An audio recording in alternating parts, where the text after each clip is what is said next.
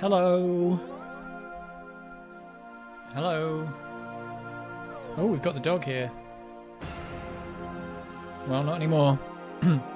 Stream started and he's just disappeared. Well, here we are. You coming up to say hello, dog? Come here. It's already a dog stream, I'm afraid. What have we got? Football season's ended. Amiga season, 13 months a year, that's true. There's an island. There is an island named Wednesday. Don't think you'd want to land there, though. Wouldn't be able to take off again with that runway. He ran away the instant he was on the camp. It's true. It's Pixel Plot, and it's Moss 6502. He's back. He's looking for the rest of that tree. And he's gone. That's it. He's gone. Oh, well. You got 1 minute of him. He prefers to hang around downstairs nowadays. So he's, it's just the way he is. He's a dog. I can't really understand his tiny brain. It's Sherlock.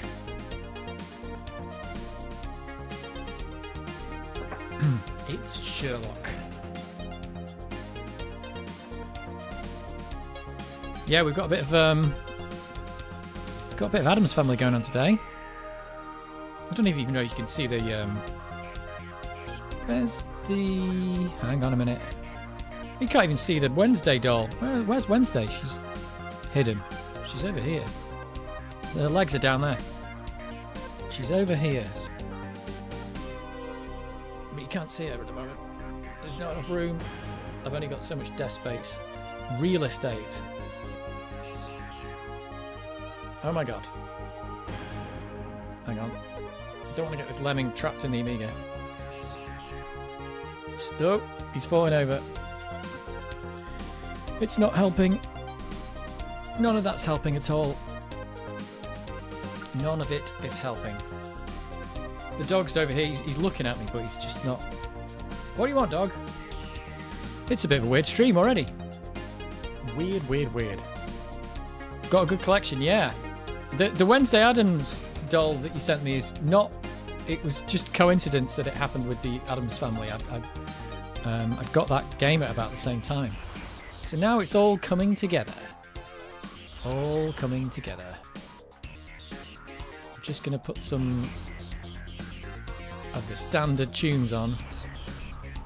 Standard tunes. What's everyone been up to in this sunny pre-summer sunny sun thing? Has anyone been out doing sunny day things? Has everyone been retrobrighting their computers? I've got some alcohol-free beer to unpop. I showed it to the microphone then. It's like the microphone is going to see it. No, there it is. Let's. I will unpop it on the microphone now. Here we go. Let's get this right. Took advantage of the previous 2 days, enjoying the coast at Whitby. Nice. Nice. Whitby. Where is Whitby? Is that in Wales? Am I making that up? Diet Peroni. I don't think it's really. Well, maybe it is diet because the alcohol means it's got less calories in. Ingredients: water. They print calories on beer now, don't they? Not anymore though. Not on this one. Maybe they don't have to do it if it's got no alcohol in. I thought they would have been forced into. Oh, hang on. Fats, saturates, carbohydrate, energy. Here we go. 19 calories. There you go. Whitby is on the east coast, northeast really. Whitby is in North Yorkshire. There you go. Shows what I know. I don't know anything about anywhere. That's all I can really say. Let's just check what the dog's doing. He's not here. I don't know what he's doing, but he's not here. Whitby. Did you get a t-shirt or a mug or something? Did you get any cool things? Cool things. Let me...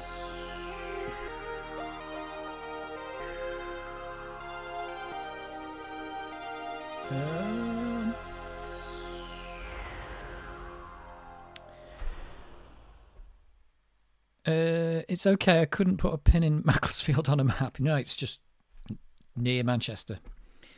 Good steps in Whitby. Tried to save on spending too much, but did indulge on the fish and chips. There you go. You can always treat yourself to a bit of fish and chips. Fish and chips for the win. 199 steps.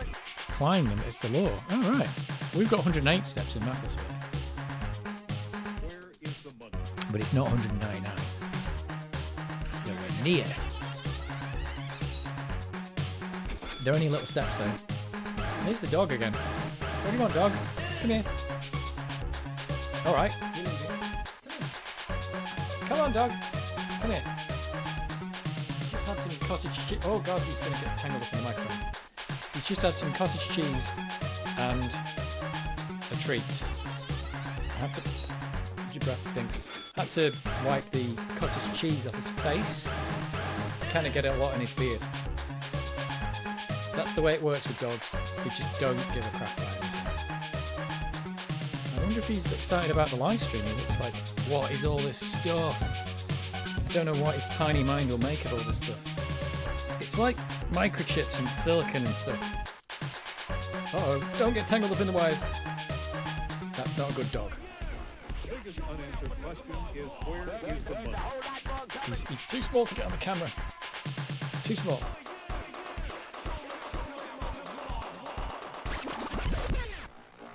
There you go, 199 steps. Whitby. It's the what you do. It is what you do. You can't stay here all the time, dog. You're gonna have to. It's not conducive to good gameplay. That's the way it goes. So yeah, apparently Addams Family. Well, actually, I've already done a video on Addams Family, but I've not edited it or released it yet. I just played through it once, and it's actually alright. I quite liked it. I quite liked the thing. I think you're going to have to go down in a minute, dog, because I can't operate anything.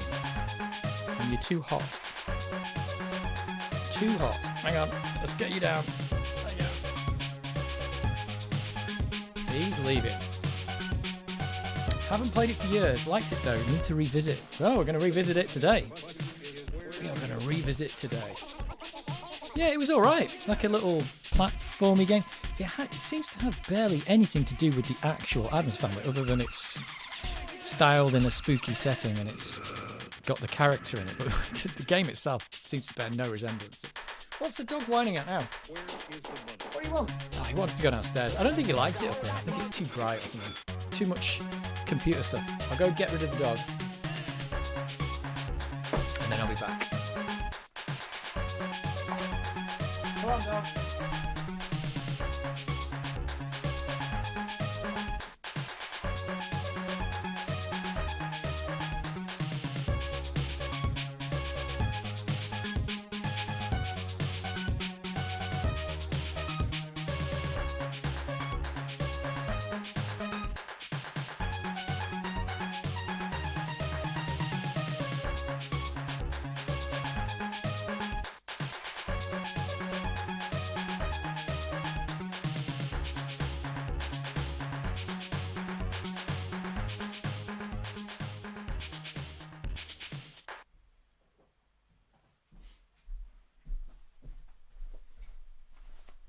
I'm back.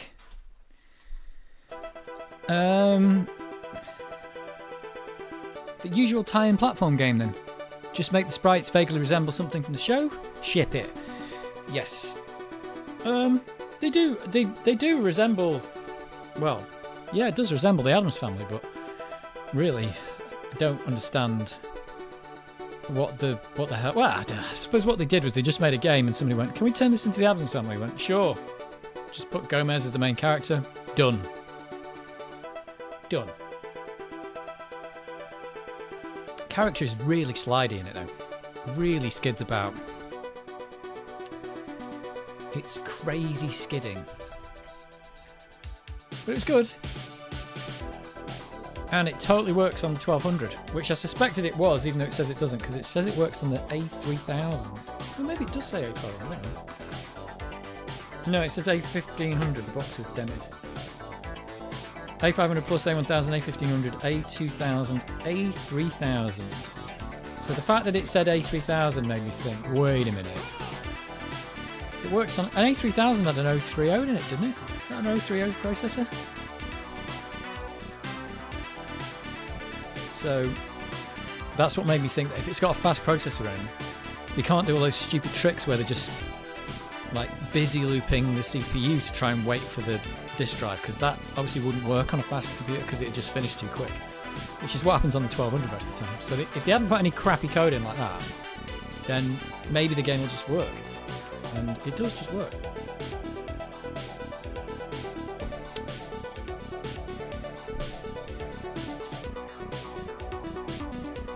It just works, TM. Just works. But yeah, I thought we'd play a bit of Addams Family. It's got this giant... Hang on, let me change back to the camera. Giant box. But really, all it's got in it is a disc and a tiny manual. It's really not a lot in it. It's just like really empty. But you've got to charge the big bucks for the big box. What's the actual plot? It says... They've got the creepiest... Oh, it's got some really purple writing on some black background. They've got the creepiest house in... I can't even read what it says. I think it says town. If I show you the text, it's like... That word there, it's unreadable. I think it says town. Don't know. But not now. They've been evicted. Morticia Lurch, Granny, Pugsley and Wednesday have gone back to their creepy abode to regain possession. They're the spookiest family around, but not now they've disappeared. As Gomez, you must find your loopy loved ones in their spooky mansion house. So that's what I'm supposed to be doing. I'm supposed to find the rest of the Addams family. Watch out for Tully Alford. He plays mean. Tully is the treacherous lawyer intent on stealing the family fortune. None of this makes any sense. You'll be shaking, rattling and rolling when the spikes, monsters and ghosts save the last one for you. If you solve the puzzles and follow the clues, you might just save the Addams family, so that they can haunt like a good family should. That really makes no sense. Yeah. Yes. Moss65 says, nice Lumicode C64 mod you did last week. Same issues here. I always have extra soldering when installing these things. Yeah, it's funny because to get that mod to work, you have to mod the C64, which you can do without soldering, but in the end, really, it's not practical. And I even had to do extra ones to get that capacitor out of the way. And then the OSSC that I'm plugging into also has to be modded, which is crazy. So two really simple mods, but they still have to be done. Pixelplop says, Addams Family is a good platformer, similar to the SNES version. Yeah, I played a bit. It didn't seem bad. Hey, I noticed you had a comment from Amiga Bill on one of your videos. Amiga Bill was going, oh yeah, just in time for the weekly news that he does or something. Is he reporting your game in his show? His live stream or whatever? So there you go.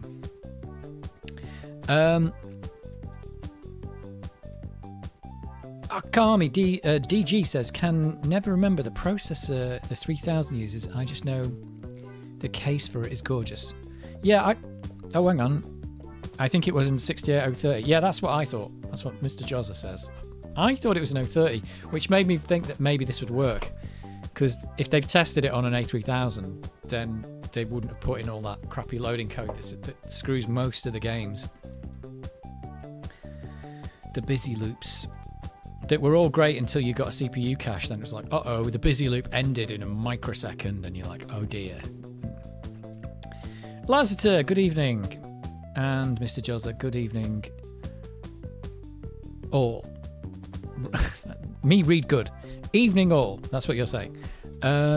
Sherlock says, senior Lumicode mod for the 64. I've put the what's that? SBI HD64 in mine, but I had to take it out. I had to take out the modulator, so you can't do Lumicode. You don't need the modulator for Lumicode. If you want to wire the cable outside of your C64, I'm just using the modulator for the port, so you don't have to. So you basically got a port to use. But yeah, I've got another C64C that's got a modulator replacement, which just had more problems than the other ones did, really. So that one doesn't have the jack on. So yeah, I could just send the cable out of the hole, but then you've got this cable dangling out the back of your machine. So yeah, you don't need the modulator for it at all, really. It's just I'm just reusing the socket. But it's quite good. But the reason I got it was so that we could do more Commodore 64 streams, and it does work. And I've been messing about with it, and it's great. But the capture device won't pick it up at all because of the strange resolution that the OSSC is using to do it. So I could still live stream, and I'd have the good version of the output, and I could send to the stream the low quality version, but then you guys have to look at sometimes it's just really jank and it's like changing colours and stuff, and I wouldn't even notice. But I do like the Lumicode mod, really good. Pixelplop says, ever played Yo-Jo? I've never heard of that. It's a pretty unique Amiga platformer with a creepy aesthetic. The first level, at least. Oh, right. I've never heard of that.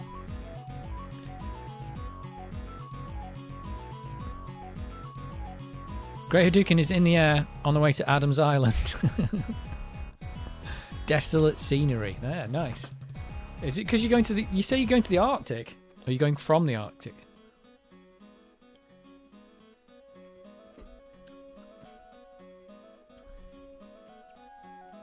Bit of the old Microsoft Flight Simulator.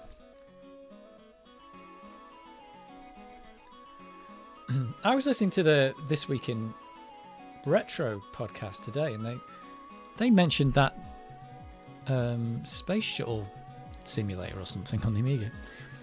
I'm in the Arctic Circle for sure. Oh, is it Arctic or... Oh, it's Arctic, not Antarctic. Yeah, Arctic Circle. Like a snow desert over there. It is pretty much a desert, isn't it? It's just nothing up there. Nothing much to say. I'm not sure if I even remember anything about the Addams Family movie. Maybe I've never seen it. Maybe I've just not seen it at all. 1991 Paramount Pictures.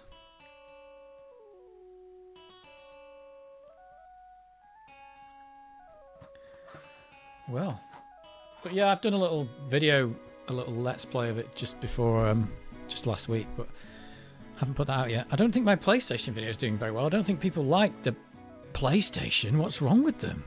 Either that or they didn't like the way I was slagging it off a little bit, I think. I was slightly slagging the PlayStation off a little bit. But then again, I don't know. Considering I didn't have one, I actually thought it was alright. Maybe just people aren't interested in videos about the PlayStation. There's a few settlements dotted about. I've seen them around. They look more like they've been thrown up in the last 2 weeks. That maybe makes sense. I remember a game called Maybe Just Shuttle on the Amiga. Never saw it in a shop. None of my mates had a backup. Probs for the best. Seems like 100% needed manual. Yeah, the guy on the podcast said that the control panel was so big it had to scroll it. It's not entirely empty. Well, it's good. Keep us up to date if you find life. I liked the video, even responded to it. Yes, he did. Yeah, I don't. There's a lot of you guys. In fact, I think everybody who commented was subscribers. I think. So it was a bit weird. It's like normally you get a load of people commenting, but it was just subscribers. Like, oh, it's just like nobody's interested in this. It is a bit weird to do a video about the PlayStation 1, like 30 years after it's come out. So it's like a bit late for a review of the PlayStation, but I've got there in the end. I've really never had one though. I think I mentioned that in the video. Just it just was at the wrong place at the wrong time for me because I'd gone from the Amiga to the PC, so playing Doom and stuff like that, and then the PlayStation came out. And if you already had a PC and the PlayStation had come out, you'd be like, why would I buy one of these? But if you didn't have and I think the reason I had a PC is because I'd got a student loan, and I'd spent my entire student loan pretty much on buying the PC. So I'd managed to get myself a PC. It wasn't brilliant, but it was a PC. And yeah, once you had one, the games were cheaper and they were better than the PlayStation. So once you looked at the PlayStation, you were like, there's no way I want one of those. But if you didn't have a PC and you couldn't afford a PC and you saw the PlayStation, you'd be like, that's the best thing I've ever seen in my life. But I never had that excitement for it because I just looked at it and went, wow, that's not as good as what I'm playing. And that was it. It's like the same thing with the Atari ST. Like, so the Atari ST, I'm like, wow, that's just like a slower Amiga. And I was like, well, why would I want one of those?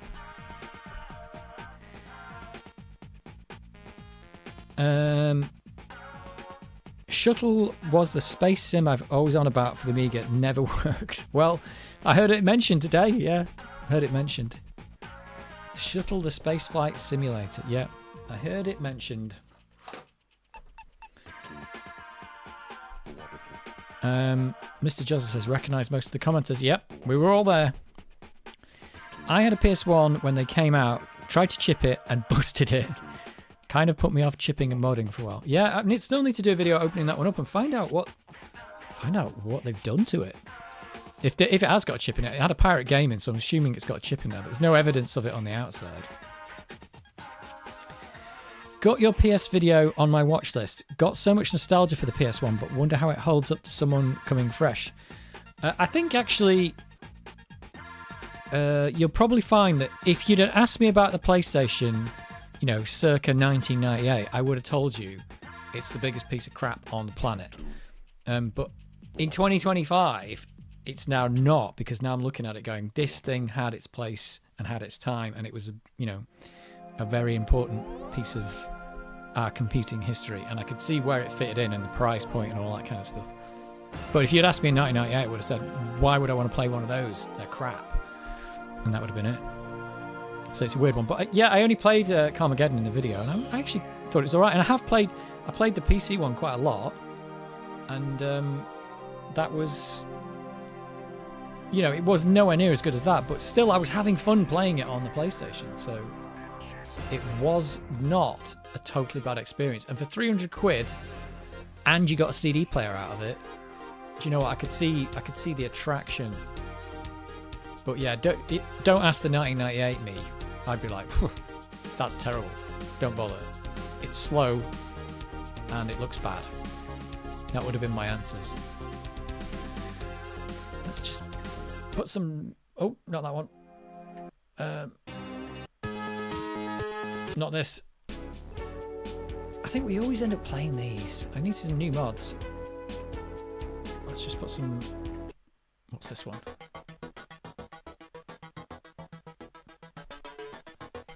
It's a different mod.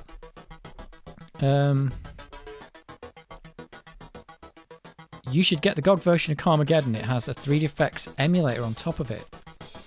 It looks great taking its age in consideration. I never even wondered how you could play it nowadays. I just thought you're not going to be able to do it. But yeah, I might do that.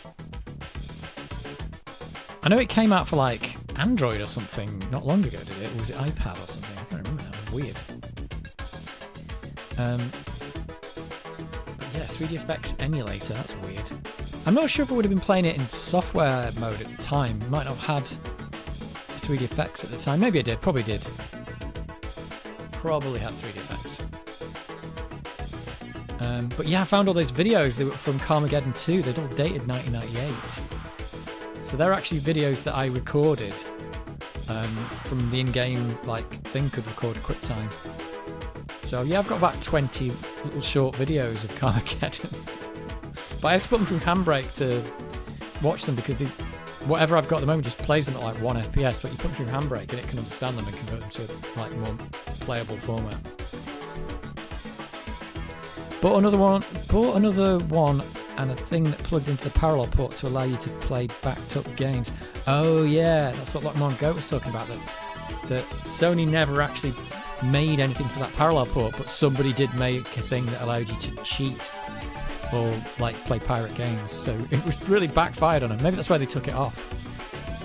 Carmageddon was so good, one of the first games I played on my shiny new 3DFX card. Yeah, we loved it. At the time that game was current, we just had so much fun playing it. It's just an absolute blast, like, you know, flying through the air and trying to get your car on top of buildings and stuff like that. That's not so much in the PlayStation version. It doesn't like you can really get your car on top of buildings and stuff, but yeah, you could like rag down the street, leap the car into the air and land on top of a building. It's brilliant.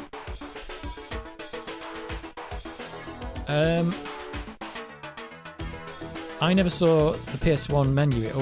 I always booted it with a game in it. I couldn't believe it. I thought it was a pirate menu, but it's apparently the real thing.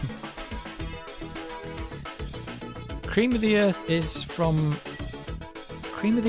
Red Sector Mega Demo. Spent many hours watching that when I got an A500. Really? Doesn't mention any of that in here. Yeah, I know a lot of this stuff is from demos that I've downloaded.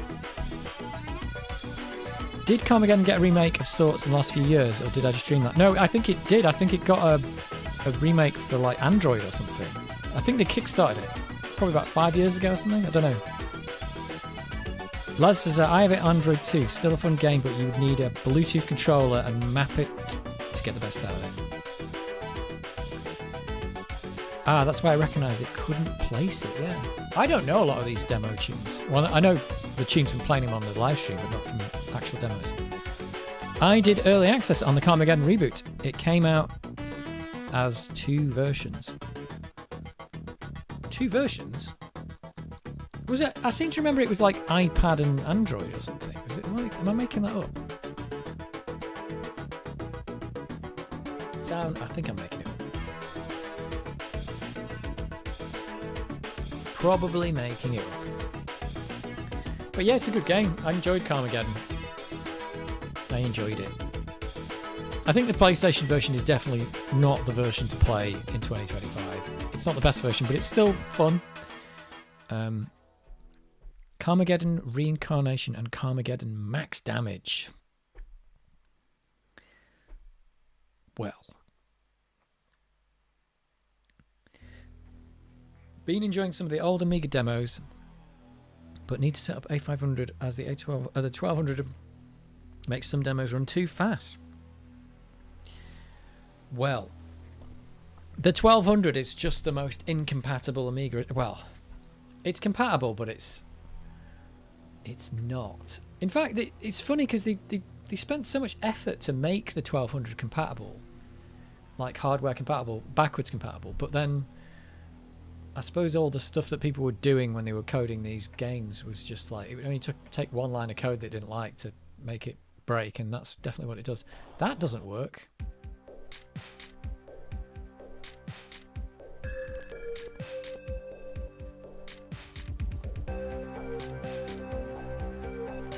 And what's this one from? Sounds like it's Shadow of the Beast, doesn't it? Am I just making that up? World of Wonders.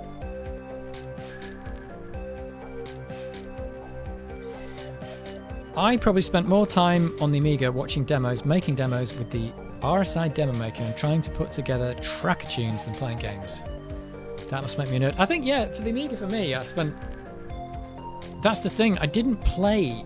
I played a lot of games on the Commodore 64, but on the Amiga I did more actual computing. I was mostly programming and doing stuff in Optimed, and I remember sampling stuff in the sampler and, you know, playing in Deluxe Paint and things like that, making stuff in Deluxe Paint.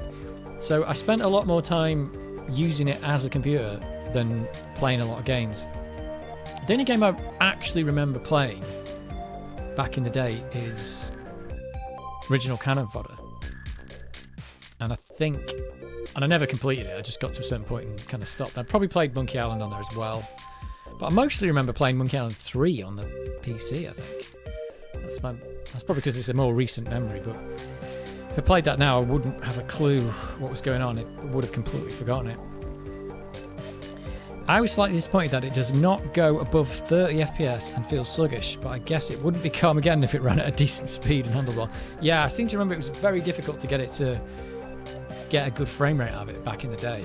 I think those videos that I've got, when you look at them, they're like 20 FPS or something like that, and I think that's all the computer could do.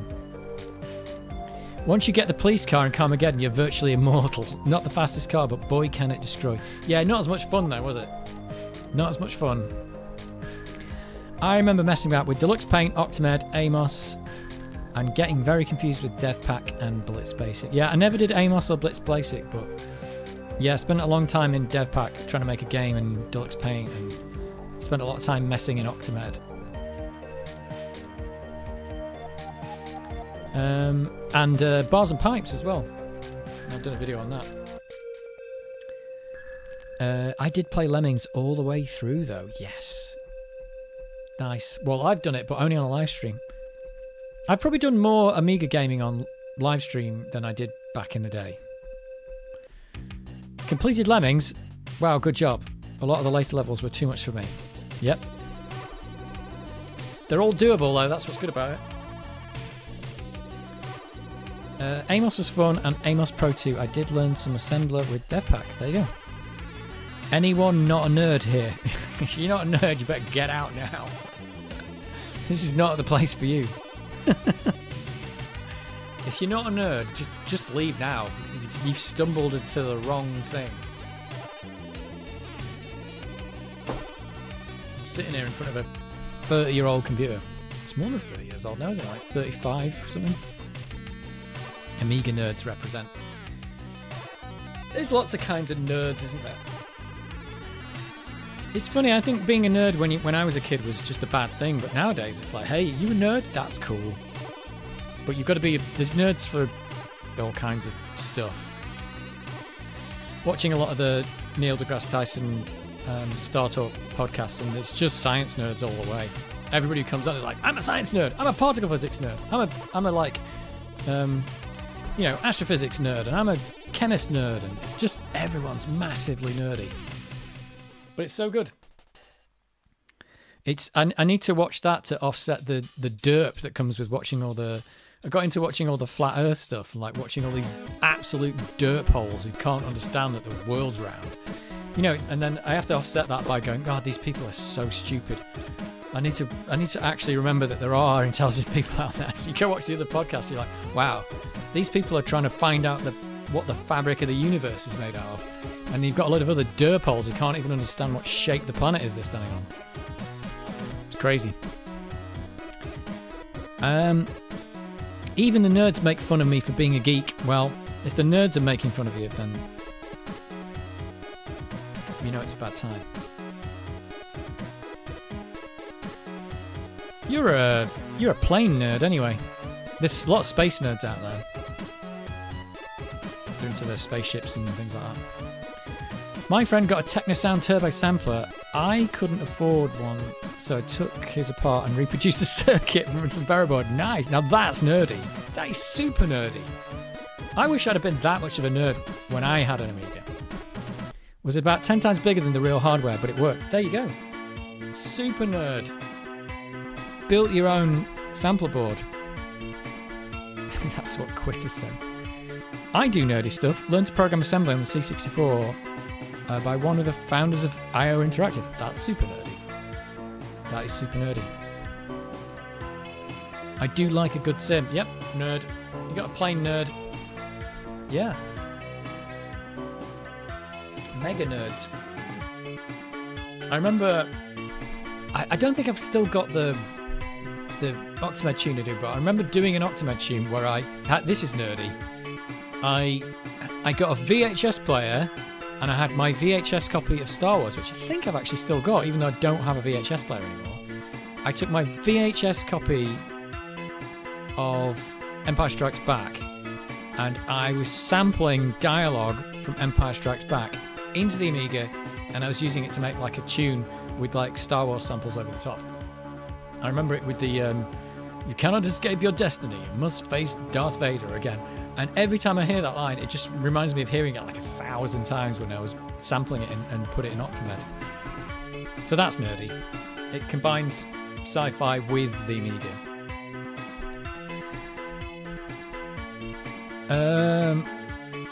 That makes me think of that shonky Amiga prototype, those massive breadboards that they figured out the logic on. Yeah, that was nerdy. I saw that at the... what was it? The Vintage Computer Festival where they got the original Amiga, hadn't they? Because I remember I've heard that described by Bill Hurd. Said that he was at it's not, I can't remember what it is, the show that they went to, but they were at the show where they were showing off the Commodore 128, and the Amiga guys invited him over and said, hey, look what we've got.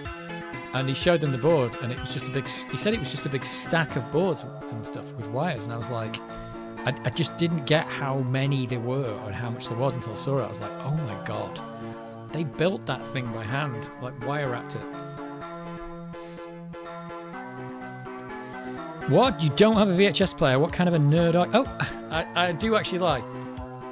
I do have a VHS player in this building, but it's not mine. So I lied. I don't own a VHS player. But I borrowed it to digitize some VHS tapes or something, and I've still got it. Never gave it back. It's sitting under a bed. We should watch. I should actually, if I've still got the VHS tapes of Star Wars, I could actually watch those. Jesus, I never thought of that. Still got my Jurassic Park VHS. Nothing to play it on though. That's the problem. Oh no, where's the PlayStation? It's in the other room. I had to move it out. It's we're playing some Addams Family. If we get bored though, we could get the PlayStation out, but I'd have to set it up, which is a load of cable jiggling. Not seen those before, but just found them on Tech Radar. What is it you found, Jurassic? What? What is it you found? Oh right, the breadboards. Yeah, those the prototype Paul, Agnes and Denise. Oh, they are big. They're really big. I just didn't know how big they were. They're like a sandwich of like 5 motherboards with hand wrapped wiring underneath, like wire wrapped. And you look at it and think, oh my god, how did they get this thing to work? You know, the guy wired that up is like, yeah, I can get this to blitz stuff and I can get it to draw lines. I'm like, looking at it, it's like, it's just a bunch of wires. You're like, I'm surprised you could get it to even boot. It probably doesn't boot now. One wire falls off, the whole thing's broke. Would have loved to have seen them putting it together. We need to time travel, so it might have been walking, talking for long back then. Yeah, I think I was like 10 or something, so. Well, I would have been like 9. When we were actually putting that together, yeah. Blimey. Oh, 6 boards for just the Agnes. My god, I thought it was like 5. The Agnes is the beast though, isn't it? So, yeah, it's crazy. Can you imagine trying to do that nowadays? You'd need a board like the size of the planet to like make it like an AMD processor. You'd need like the biggest board ever. Let's get this one. It's a bit too crazy. And this one's crazy.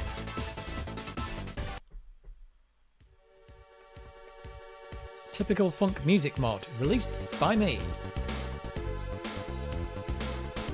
Oh, this sounds like demo music, doesn't it?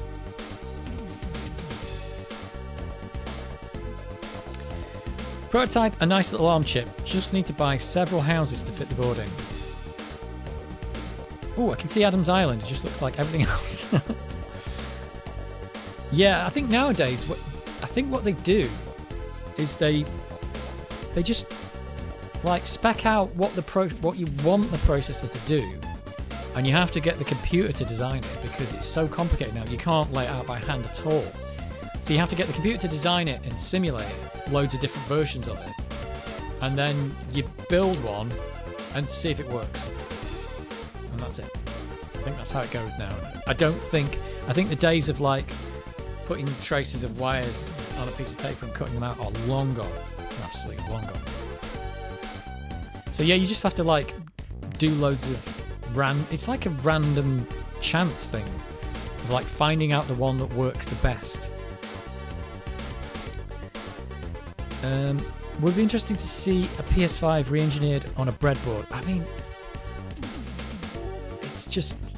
it wouldn't be. I just don't see it as a possibility. Because even with the Amiga, the prototype, it's still got a 68,000 in it, hasn't it? So they've used a real 68,000. So, yeah. So they're not trying to build the processor. would run at like, yeah, a millionth of an FPS. I don't think it would run at all. I think the problem with the microchips, I suppose, is that like if you took an AMD chip and scaled it up, it probably doesn't work because the speed of light starting to have an effect over a larger distance. The signals wouldn't be getting there on time or something. That's what I think anyway. But I don't think it scales. I don't think you could take an AMD processor and then make it like the size of a house. I just think it wouldn't work. That's my personal opinion. Anyone here a microchip designer? Macrovision was a pain on VCR. What's Macrovision? You would need a warehouse to fit it in. I bet you need more than a warehouse. You might need a country. It would be big. I mean, what's the transistor count for a PS5 processor? It's like a 8-core processor or something, is it? 8-core or 16? Can't remember. Let's have a look. Transistor count. AMD processor.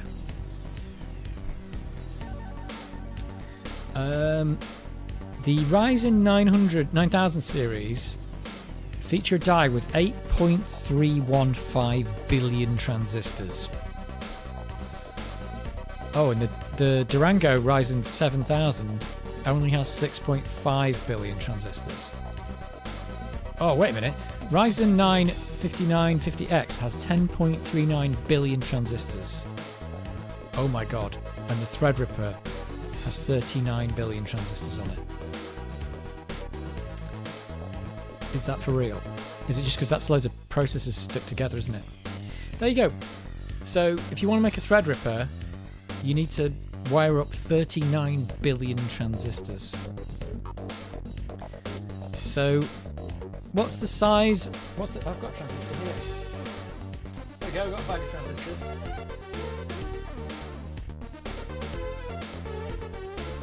There we go. So it's got 39 billion of those in it.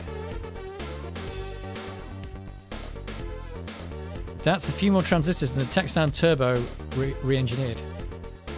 Might need more than one out. That's what I was saying. You might need a country for this. So this is a 2N3904, which I might damage by touching because they are silicon. Here we go. And this is like, no, I suppose this is like, at one point was state of the art. Transistors used to be bigger than this. So if you want to make your Threadripper out of discrete transistors, let's get one of these out.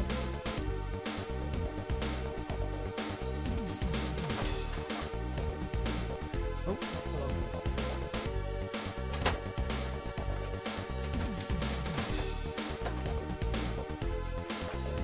these still work.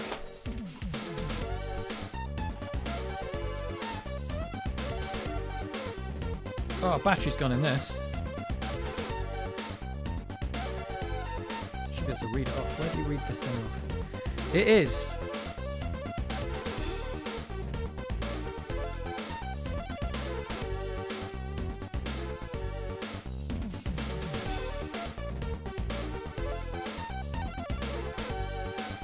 It's about 5mm across. 5mm.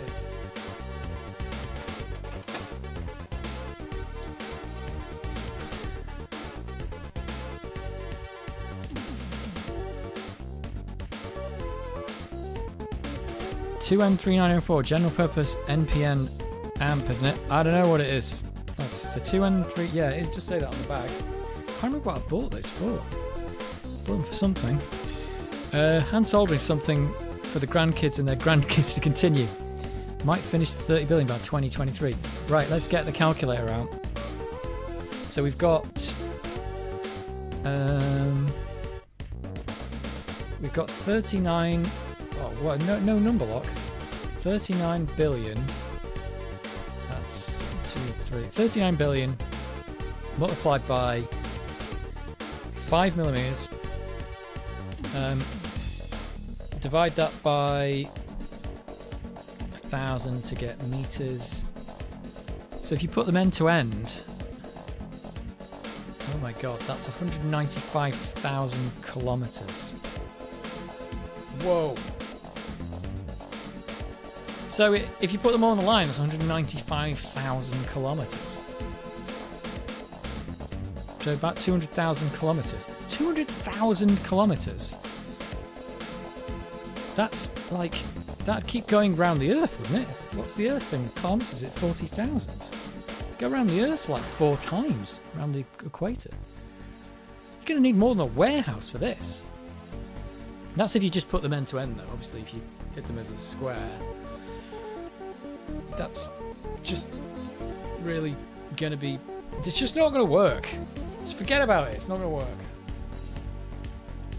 Just quit with the idea of building your own Threadripper out of discrete parts. That doesn't even include the wiring. This stream has taken quite the turn. I find hand soldering is getting more difficult as I get older and the SMD components get smaller. Yeah, I remember Dave Haney saying, he goes, every year my eyes get worse and the parts get smaller. So we need like Europe or Africa then. Yeah, I think you need like a continent to build that. And I think at the end it just probably wouldn't work. So let's just forget about it. With that size, just imagine the size of the heatsink. You'd have the planet as a heatsink. So you'd be able to... You'd just be heating the planet up. So you'd be alright. The planet core is the heatsink. Or the crust, I suppose. You will need a few power stations to run it. Yeah, you'd have to start building those now. The moon, prime real estate. Yeah, but the moon's... just make the whole moon a processor. Yeah, the problem is the moon is a lot smaller than the Earth. So you're going to go around... Well, yeah, you're probably going to have to like wrap the moon like 50... How many times? I don't know how many times it'd be. So you're going to be in... Yeah, you're going to turn the moon into a giant heatsink for your stuff. But you'd have trouble cooling it on the moon because there's no atmosphere. So it's going to be hard to get the heat out. Look, just forget it. It's not going to work. You know when some people just go on about like when they're giving you like a promotion speech, they're like, yeah, anything's possible when you put your mind to it. It's like, okay, well, build me a Threadripper out of discrete transistors then. And you're like, well, maybe not that. maybe not that. Maybe something else is possible. Anything's possible if you put your mind to it, and it's possible. Some things just aren't.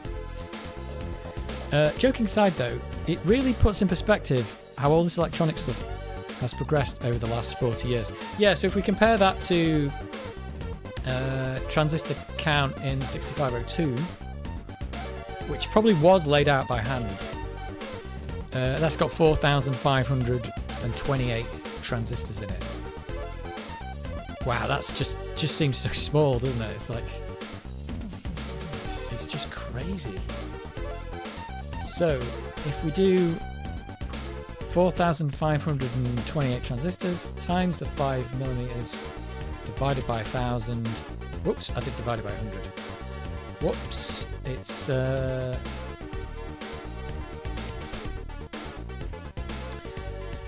22 meters.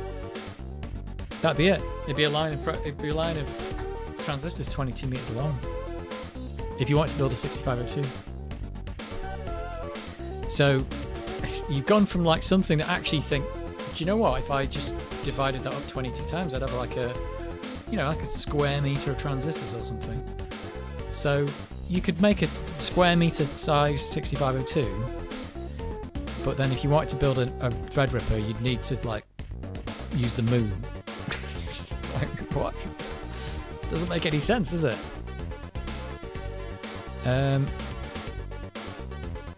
Only by 1/6, plenty of space up there.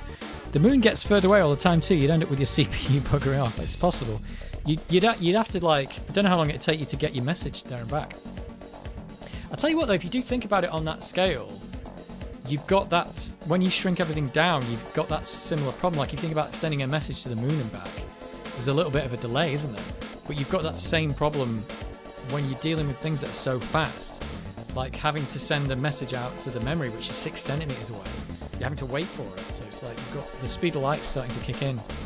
And it's not even the speed of light, it's the problem, because you can't go at the speed of light. It's the electrons and copper and stuff, which are going slower. So you've got all these kinds of crazy problems. It wouldn't last long with that moon dust, you're right. It just gets everywhere.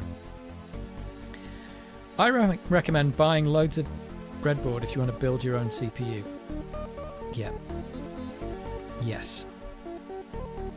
4,000, that seems doable. Yeah. You probably could. So you probably could build a 6502 by hand. Because I believe they laid out the actual, you know, the what do they call it, lithograph or something? That is laid out by hand. It's a massive thing that they did in a room. Someone did it by hand with like tape. So that thing was actually hand done, but you just can't do that anymore. It's not possible. Nobody hand placed 39 billion transistors. Let's put it that way. Nobody did that. Like what you did. In fact, I think one of the who was it who said it? It might have been Chuck Peddle, or the guy who designed the VIC-2. What was his name? What's the name of the guy who did the VIC-2? Albert Charpentier or something. He said it. He said all we were doing when we were building processors was we were trying to build a computer that could allow us to build the next computer. That's what he said. That's what we were doing. So once you've built one processor, you've got a computer that you can use to build the next processor. And then now we've got really fast computers. We can use those to make really fast computers.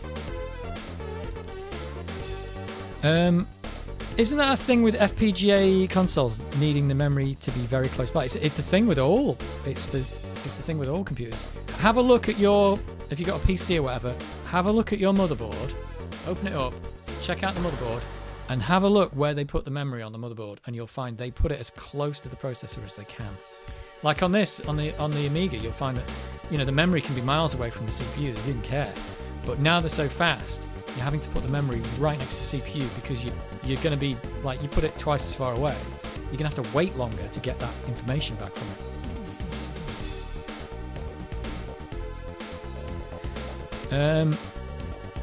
The prototype for the 6502 was actually a kind of breadboard model when presented. You can find videos about it. Oh, there you go. But there you go. It makes sense, doesn't it, that you could possibly prototype something like the 6502 or something like, you know, the Agnes, even though the Agnes was pretty complicated. You could prototype those. But nowadays, it's just not going to happen. You'd simulate them, put them in a computer, simulate them, and then you'd have to get the computer to lay out the board, well, not the board, the chip. And yeah, it's all got to be done by computer, but you're just telling it this is what I want. So it's all about making better software to make better hardware, to make better software, to make better hardware. It's crazy. I suppose that's why we've been through looking at it like that now, that's why we've been through an exponential, you know, increase in processing power, because we used the computers we had to make better computers. It's bonkers. But yeah, don't try and build a Threadripper out of discrete parts. It's not. It's possible, but it's not possible. Not to mention the amount of time it would take to just hand place 39 billion transistors. That'd be weird, wouldn't it? If you got everyone on the planet to place one, it'd take you. If you got everyone on the planet to place one and solder it, it might take you like an hour. It would require everyone on the planet.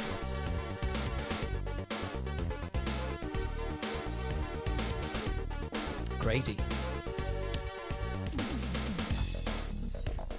It's just not going to work. Forget about it. Let's put that plan off. I place jigsaw pieces in the wrong place. Imagine how many transistors I get wrong. Yeah, that'd be your other problem, isn't it? That, you know, one transistor comes out wrong and it's just like, uh-oh. Well, it wouldn't all fail, I suppose. Maybe parts of the processor would fail. Imagine the cost for 39 billion transistors. Would be about that would be about $16 on AliExpress. Well, it depends though, because we've got the tariffs now, haven't we? We've got Trump tariffs. So after the Trump tariffs, that processor's not going to work. But then again, it'd be so big that you wouldn't be able to have tariffs because part of it would be in America and part of it would be in China at the same time. So you wouldn't know what do we charge for this? We can't ship it because it's in 2 countries. With that many transistors, I might miss out on breakfast and loads of other meals. Oh yeah, tariffs. So $39 billion for 39 billion transistors. It's unfeasible. Let's not do it. In fact, the AMD processors in America, they are being manufactured in Taiwan, so they are actually coming. Well, they're not coming from. I don't know what he's put the tariffs. I've lost track of what he's put tariffs on now. It's crazy. Great Duke has landed. There's no runway. I'm quite proud of my landing on this rough terrain. What did you land on then? A field or something? Is there not even a designated area for you to land? That technically is a runway, isn't it? Use SMD components that would only take up 1 country and not the entire world. Yeah? Yeah. It's... You see, that's the kind of out-of-the-box thinking that we need if we're going to build the world's crappiest microprocessor. Well, it wouldn't be a microprocessor. It's more of a... What would you call a planet-sized processor? Macro processor? I don't know.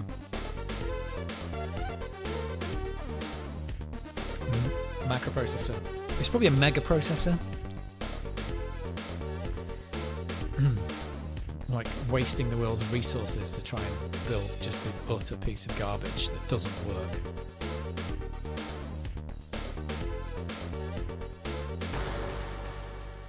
But yeah, it's crazy. Absolutely crazy. I mean, you've also got the discrete wiring to go with it as well. In fact, I just can't even imagine how that would work. I found what looked like a giant natural ski jump and time it so that I descended down the ramp and touched down just as the gradient curved back up again, so I slowed down despite all the snow. Yeah, I saw that when they did that final experiment and they landed the plane in Antarctica, and the runway is just a giant piece of ice. So when the plane lands, you kind of have to thrust backwards to. Is that right? Yeah, they have to thrust backwards to stop. Can you do that in a jet? I think it was a jet. Yeah, I don't know about that. But I know it was difficult to stop because it was ice. The runway was just probably 3 or 4 miles of ice. Maybe 3 miles. I can't remember how long they said it was. Milli processor. Yep.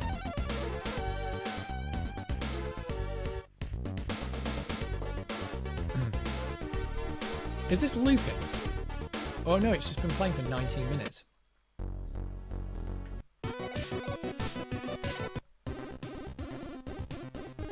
This one's very quiet. Chiptune. We'll boot up Addams Family in a second. We've been messing about for an hour, working out mega processors. Jets have reverse thrust. Usually you'd mash your brakes if you didn't use reversers on a jet. Prop airplanes often don't have reversers. Yeah, it wasn't a prop airplane, it was a proper jet. It was like because it was a massive plane they used.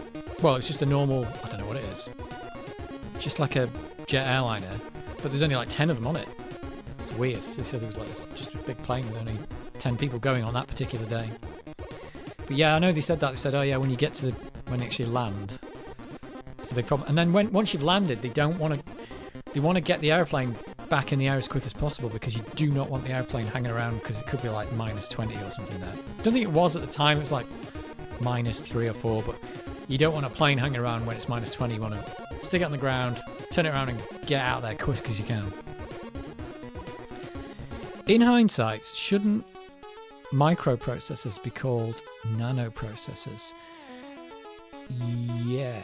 Well, I think what were they called? I think they were just called microprocessors because they were just small. I don't know when the microprocessor term came about.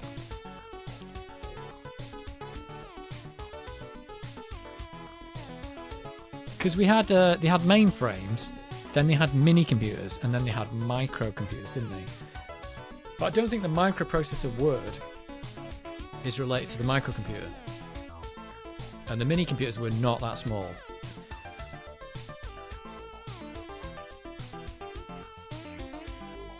But I don't think when they started out they were in the nano range anyway, so... Yeah, I can just turn the game off, don't need to worry about that. There you go, it's like, screw that, that plane's landed, right, I'm good, see ya. But yeah, if you do it, can you fly to Antarctica in Microsoft Flight Simulator? Is that a thing you can do? Can you fly to, where did they go to? It was, what was the name of the base? Oh, I can't remember the name of it. There aren't many bases there, I suppose, but what was the one they flew to? Can't remember the name of it, but they flew to, there's only probably like 10 there. But yeah, can you do that in a Microsoft Flight Simulator? Can you fly to anywhere in Antarctica? Because maybe you'll get to see that icy runway.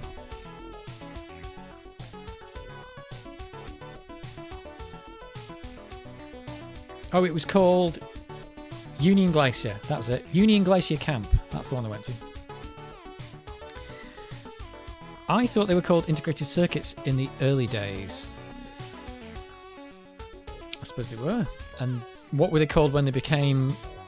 when it got to silicon? I suppose it was silicon at the integrated circuit days? I don't know. Yes, you can. Graphics detail drops sharply when you go above and below certain latitudes due to the lack of satellite imagery. But yeah, you can do that. There's airports by default there, and you can. Download a bunch more. Yeah, there you go. So try Union Glacier. That's the one I was talking about that's got the 3 mile icy... I think it's 3 mile icy runway. See if they'll let you land on that. And see if you can stop the plane. Do they simulate that? The fact that the runway's an ice cube? Did they go that far on the simulation? When snow covers everything, it doesn't really matter about satellite coverage. Well, Union Glacier's got a... It is a runway. They do actually, like, go and compact the snow and stuff. So you're not just landing on snow, I think. It's actually a sheet of ice. I think it's actually slightly curved as well. They find a bit slightly curved to slow you down a bit. As far as I know. That's something that's taken into account, stopping distance on different surfaces. Well, if you can land that one, then you can land a brick.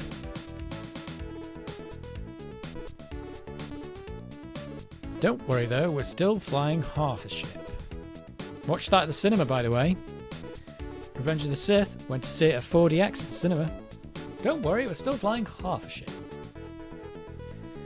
It was Union Glacier Camp. Was the name of the...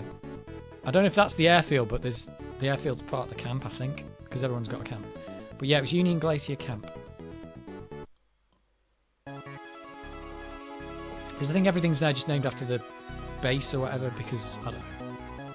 Because it's another funny one is you don't technically even have a time zone there, because all the time zones meet. So everyone's camp has just got the time zone from where they're coming from. So the British one will have GMT and other ones will have something. The American one will have American whatever. But yeah, I saw Revenge of the Sith at the cinema. And it was pretty funny actually, because there were some people in the cinema. Union Glacier might not be available, I'll try. There were some people in the cinema who were like, they like clapped and were cheering at the start and stuff. I just thought, oh god, are these guys crazy? They were obviously massive Star Wars fans. But they cheered in a few little bits. And one of the bits they cheered at was when he gets the, you know, when he brings the lightsaber out in front of the younglings, he goes, and there's like a little kid there going, oh, that's the Skywalker. They cheered and clapped at that bit. I thought that was hilarious. And I think at the I Have the High Ground bit and another bit as well. But yeah, it got re-released, so I went to watch it.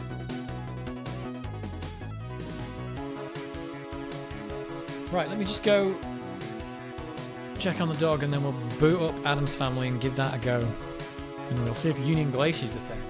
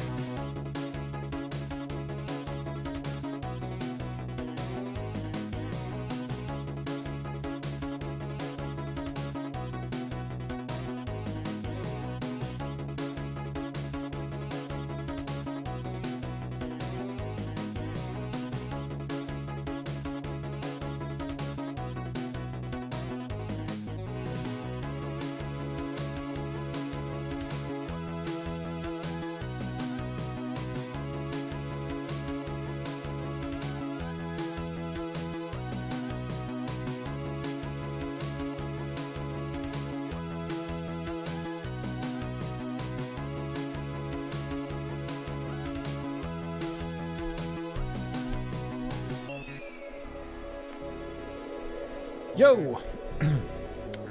Yo! Cheering for all the memes. Yep, that's what they were doing. It's OG original gangster Hugo. Day Poops 2, yep, that's me. Integrated circuits are more for single purpose, where microprocessors are ICs which also contain CPU for processing logic. You got that right. Is that what you stood for, original gangster Hugo? Is that what you wanted it to stand for? Right, there's not a lot in this Addams Family box. It's just the disc, a little book. The book's tiny. And an electronic arts card, which for some reason is in there. It's got nothing to do with anything. There we go. One disc.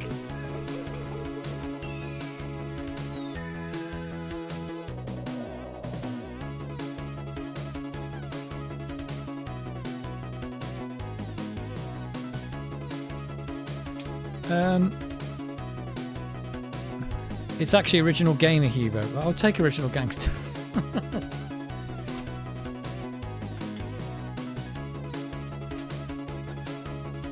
I'll take it. Right, here we go. Here we go. Hopefully this disc still works. Maybe it's one of these discs that you use once and it dies.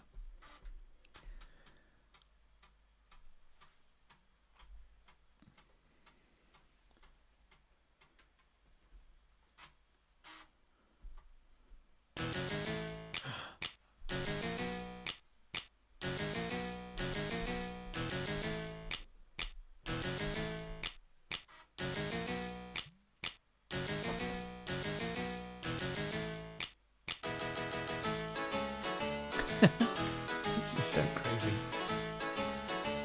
He did a good job with the tune though.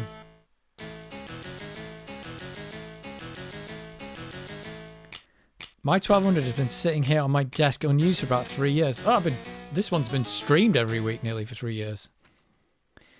I just got the title to the stream. Bit slow on the uptake, yeah? Yeah. Not even turned on once. Oh, the 1200 is like the best.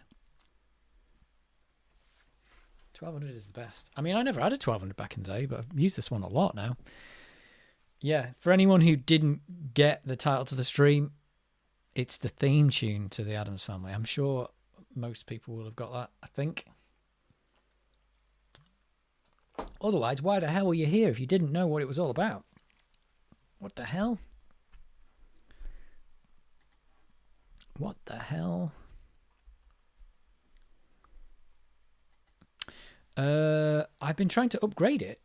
It's on my to-do list. What does it need for upgrading? Have you done the capacitors? The capacitors are probably leaked. That'll be...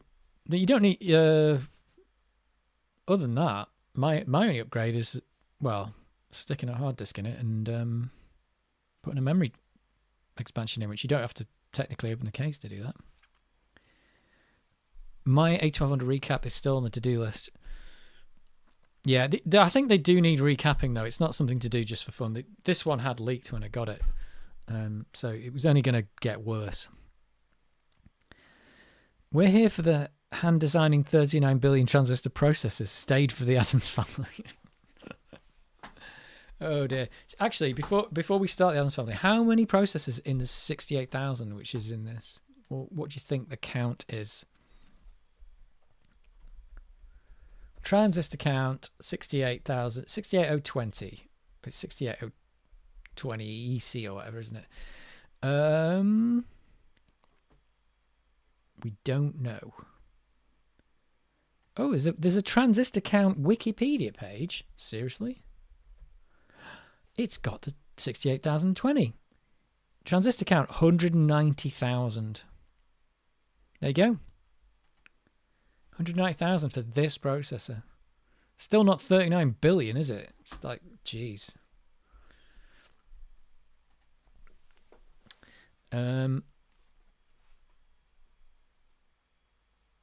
Not tonight though. Swing out transistor. More than I thought. Yeah, it's funny, isn't it? Because you've just gone one generation up from 8-bit to 16-bit. Although this is in kind of another generation after that because it's the 020, which is a bit more complicated, I suppose. But yeah, you've gone from... I think the thing about the 6502, though, is because it's hand-designed, it's probably got a very low transistor count because somebody had to put every transistor in place. So they probably used the minimum amount. I know that the addition... Well, it doesn't even do multiply. So it's got no multiply, no divide. And it's got very simple addressing modes.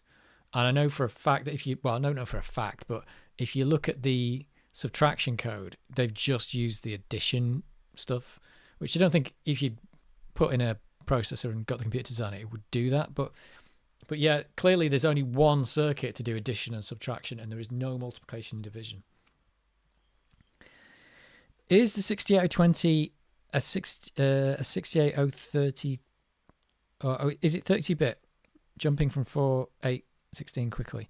I think it's a good question because I watched, there's a guy called Tales of Weird Stuff, and he did a video recently. It had loads of views, actually.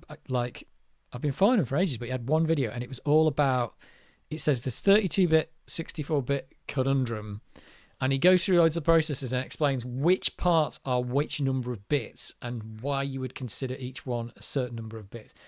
A lot of the time, though, it doesn't really make any sense to me. Because the 6820, like the 68000 is a weird one because it's a 16-bit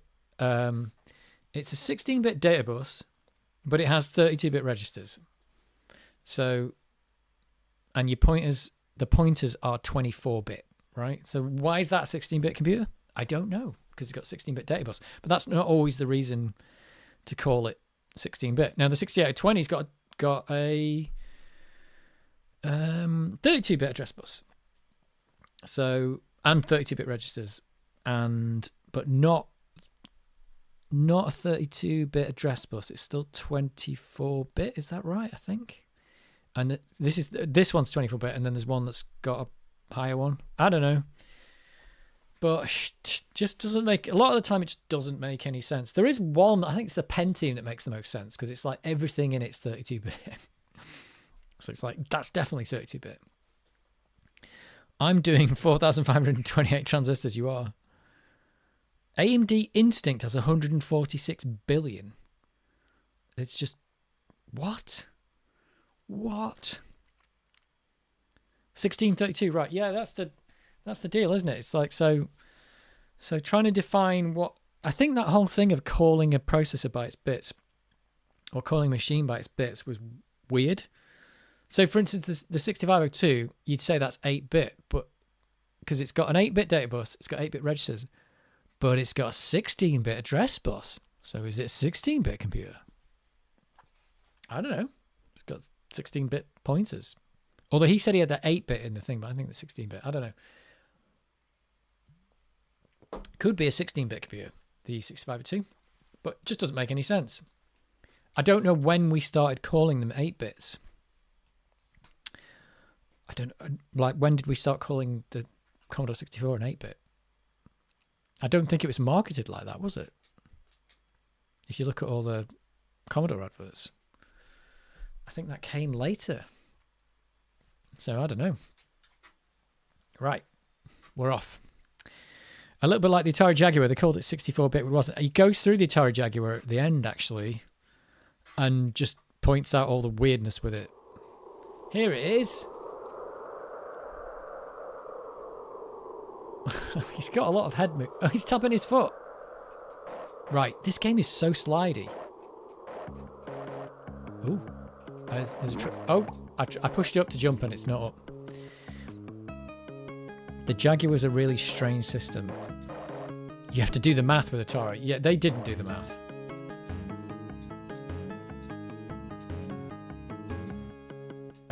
I already lost a heart of health for pressing the wrong button.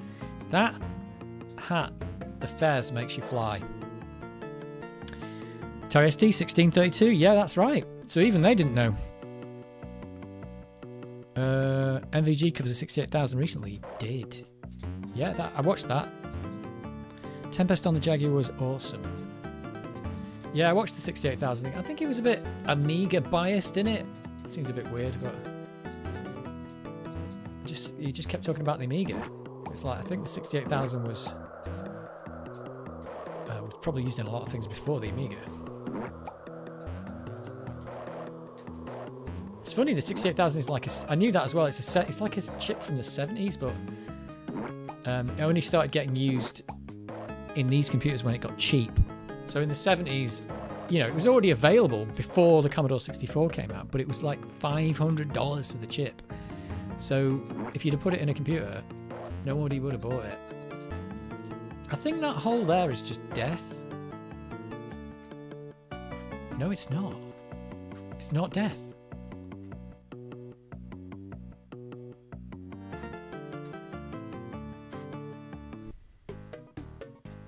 It's the... What the... This is where the fart jumping comes in. It's just... remember, where there is a wall, there is a way. It's the fart jumping. It makes a little fart noise when he jumps on people.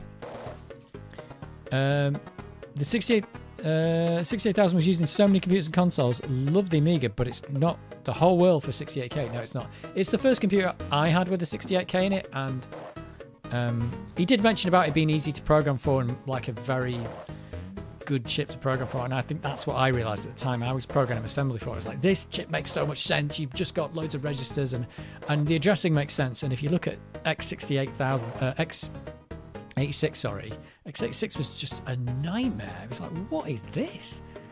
Doesn't make, I mean, it's not anymore, but back in the day it was. I own a 600 and 1200. Both had leaky caps. I think it's a pretty common issue. Yeah, they just are going to leak. It's a fact. What do these shoes do? Are these speedy? Am I speedy now? I think I might be speedier.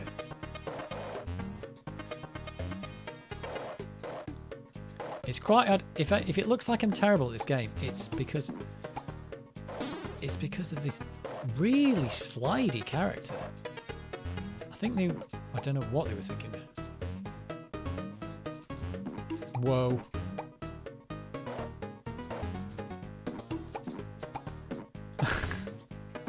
Does everybody remember the fart jumping in the Addams Family where Gomez used to jump on people and make a fart noise?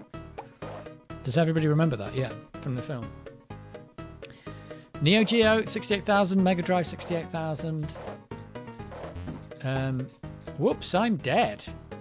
Yeah, the 68,000 was... Oh yeah. It reminds me of Zool. That was very slidey. Yes, it is super slidey. I'm going to try that again. I wish the Amiga 68K had run at the same clock speed as the ST. Yeah, I imagine it wasn't running... I always wondered about that. I imagine it wasn't running at the same clock because they couldn't... Oh, God. Oh, my God. Get on these... Jump on these... Fart jump on these people. They couldn't clock the Amiga any higher because of the custom chips. Possibly. That's what I think. So it probably could... If you overclocked the machine...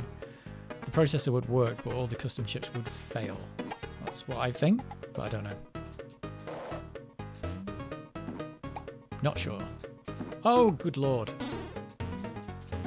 Oh, I've just got that heart and lost it. You can duck in this game, by the way. Look at that. Duck!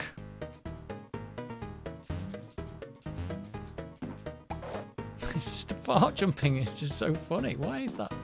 Why is that a thing? I don't think I did this bit in my video because I didn't know you could go this way. It doesn't look like there's a time limit.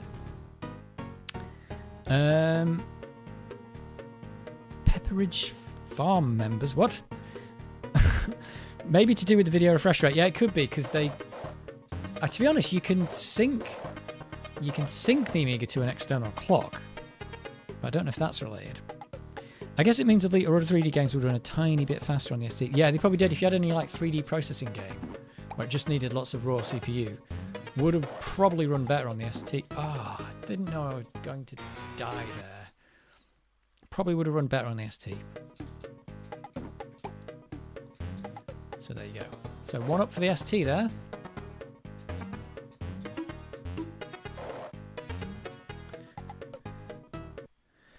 Even Max. Oh yeah, Max. I was reading the comments and got done by a dude. Oh, you can't jump on that spiky tree.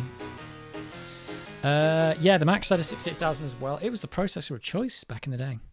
Is it possible the 68,000 was clocked higher in NTSC regions? I think it is clocked higher. Is that right? Only slightly. The difference is only slight. It's very small. I don't think it would be noticeable. But it is slightly different. Oh, damn you. Oh my god, I'm dead. Right, let's try not to screw this up. I think it was. Googling it. Yeah, it's a very slight difference, is it? This tree. Oh, I didn't want to jump on that tree like that. Does everybody remember fart jumping? Wait a minute, I'm not back where I started, am I? Oh, this is not good. Whoa. How come I can do really big fart jumps off that guy? Ah, that's... Hey, was that just me, or was I nowhere near that guy? I felt like I was nowhere near him. I think I got screwed. I played the SNES version of this game, never finished any level. Too hard yet. Would it be clocked 17.5% high? It couldn't be 17.5%. That'd be way too much. Wait, it can't be that much faster. What the devil? I remember the continue screen a lot, yeah. Is it infinite continues on this?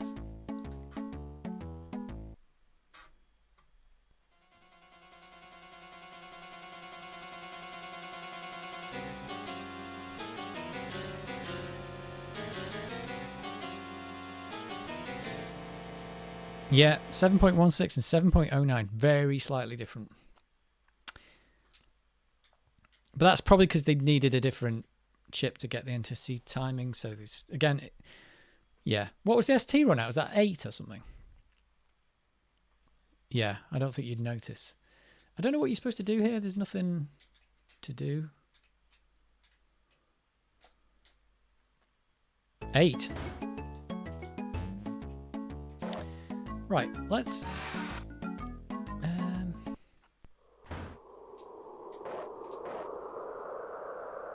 I feel like we went to this level and then went back.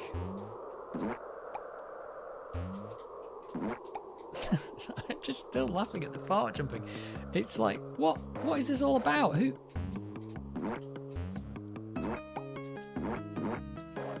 It makes no sense. Oh, what did it say? Remember, where there is a wall, there is a way. That was the bit we went to before and there was a wall.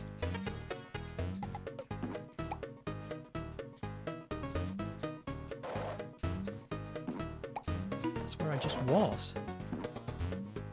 Choose.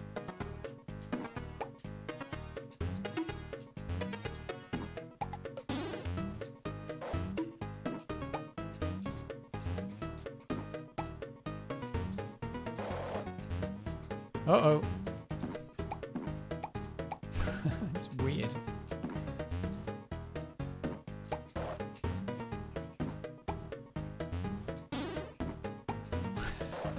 It's just making me laugh every time. Uh-oh. Uh-oh. Let's go back for that heart.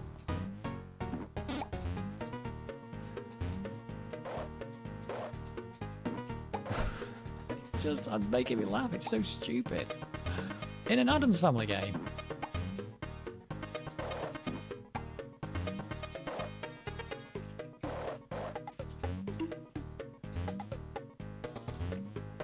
Right, did that better that time. Oops, I walked into a dude.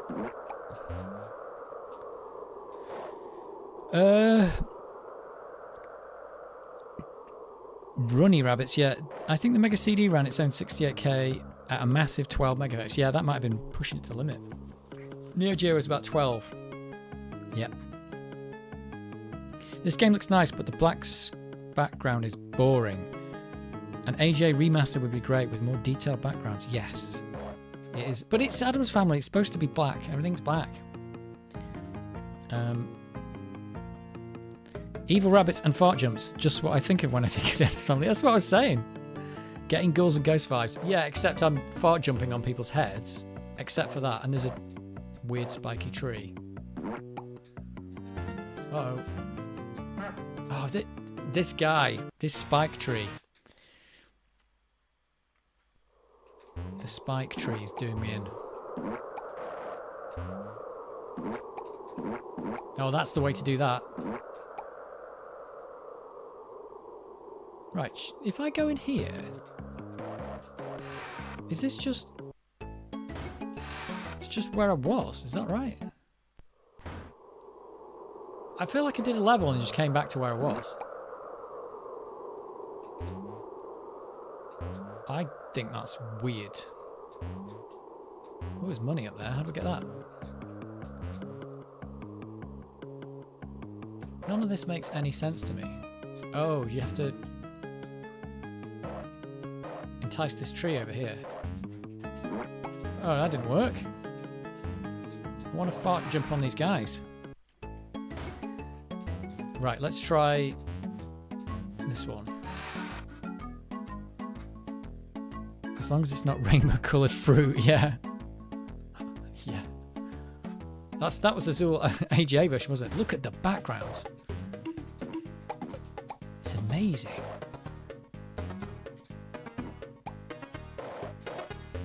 The bunnies are different colours now. Oh, that guy's got a spike.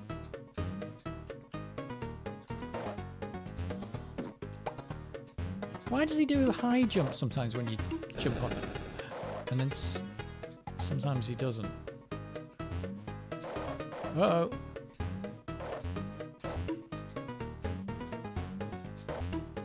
Oh, that's not happening. It is happening.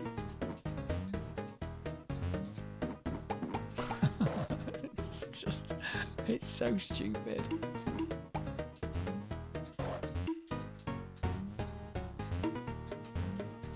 Uh-oh. Two of these dudes. Do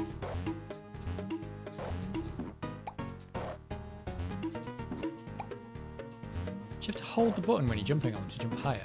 You do. Oh, God. What would the... It's an exploding tomato. Are the bunnies a different colour because of on-screen colour limits? Or do they want to vary them? I think they want to vary them. Oh, it could be, because there's some other brown stuff in the background. So it could be... Oh, no! I don't want the spikes down there.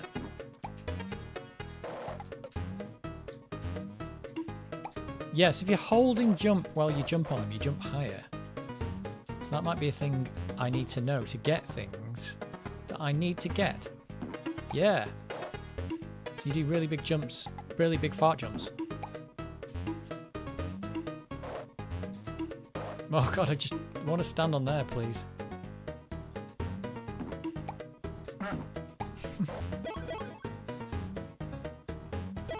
I suppose I'm supposed to be collecting this money. Oh! Whoops. I was trying to get up on that ledge. Oh my word.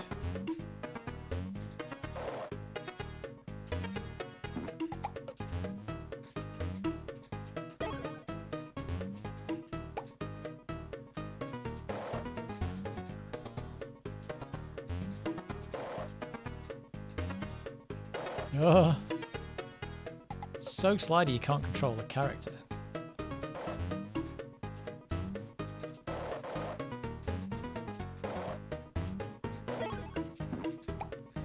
Phew. So I think I've got to jump on this dude here. Maybe. Oh, that's not good there. Oh, I'm slow now. I lost my shoes. Oh, where there's a wall... What did it say? Where there's a wall, there's a way. Is this going to be some absolutely crapola puzzle? Oh. Whoops. Whoops. Oh, exploding tomato. Were there exploding tomatoes in the film?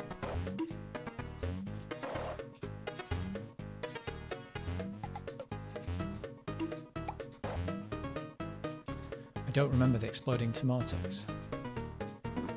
Oh, damn you.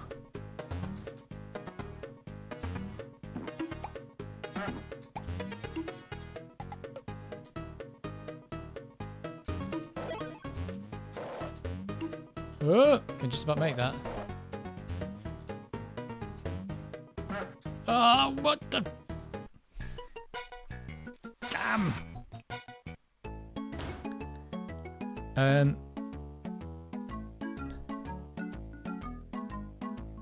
You can walk on the roof, use the flying fez. Yeah, but how do I get the flying fez? That's the problem.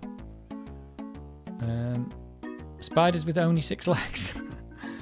Was that a fez with a propeller on the left-hand edge of the screen past the hangman's noose? It was, but I can't get to it.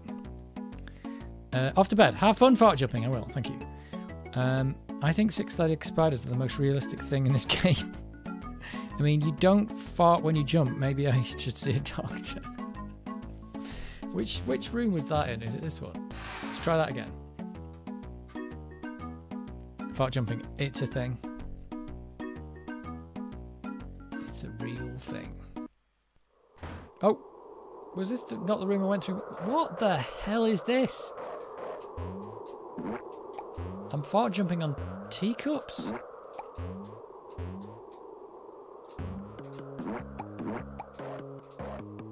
This doesn't make any sense. What the? What's this? The stove can be switched off if you can find a switch. Okay. There's like a butcher.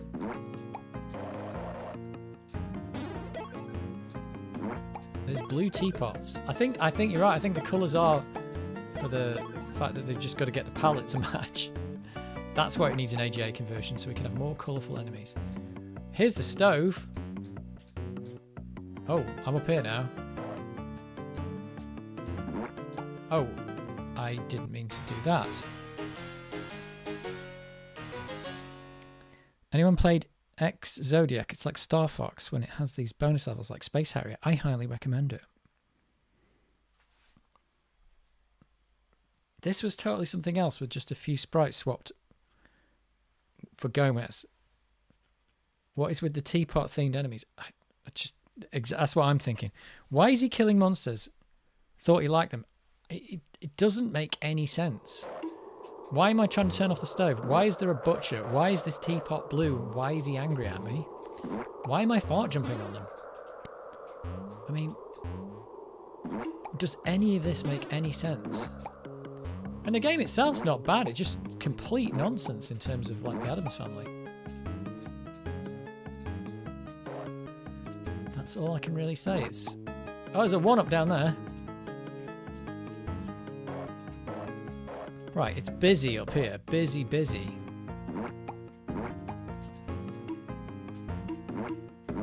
Whoa, that didn't work.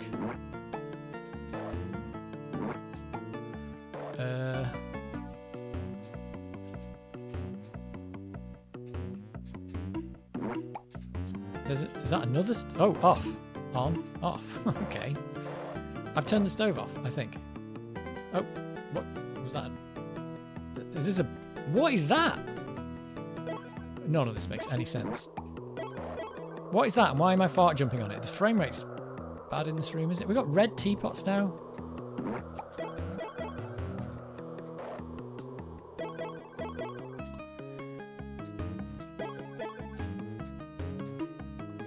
Just weird.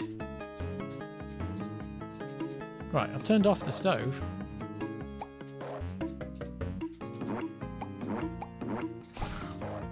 It's quite satisfying when you do multiple fart jumps at the same time, like, you know, in sequence. Oh yeah, look at that. Whoa, wait a minute. Oh, I pulled down on that. Didn't tell me that.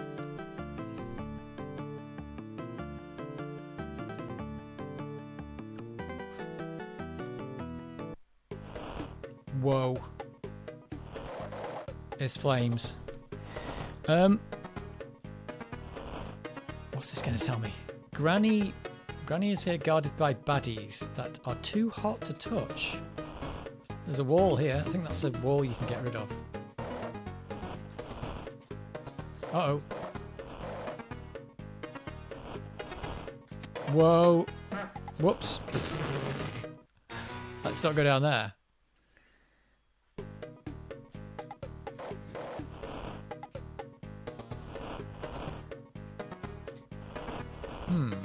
Okay, so it's not... So now there's baddies that I can't fart jump on.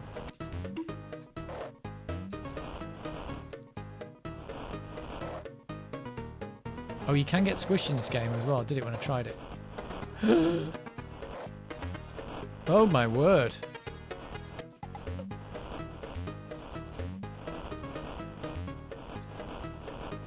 Weird. What? Oh, I thought that was going to... It's jumping backwards and forwards. It's just like a clown noise when he dies. Just none of it makes any sense.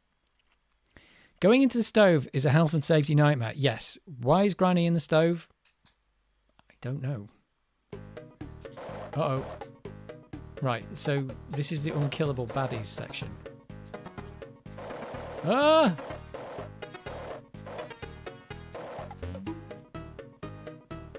What the hell is this all about?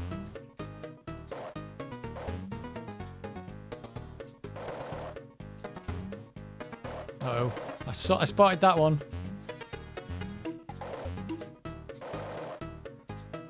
I'm not sure what that... Oh, this is not good. Nope, nope. Is that a flame thing? This level's a nightmare. Oh. Off.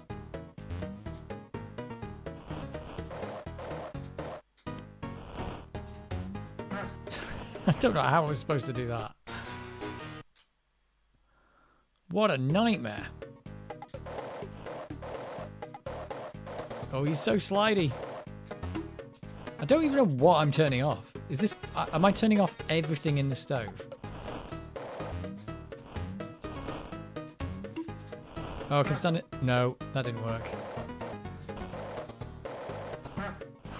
Blimey. I think I've got to jump over that. And the collision detection is a touch off.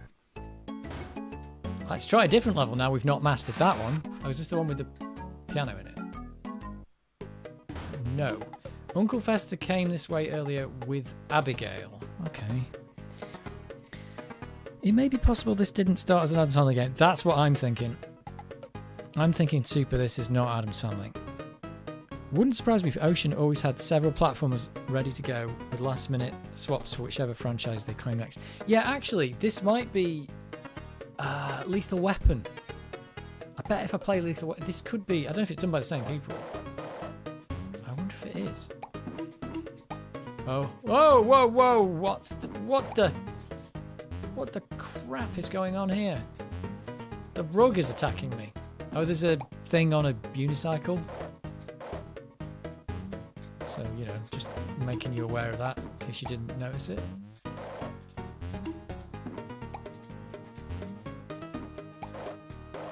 It really... It's... the game's alright, it's just weird. Weird as hell. Whoops. Now I'm been fart jumped on. I feel there's some weird collision because I went right into that guy and died, but there's other ones where I've never even touched him and I've died. But that was definitely me dying on that one. But...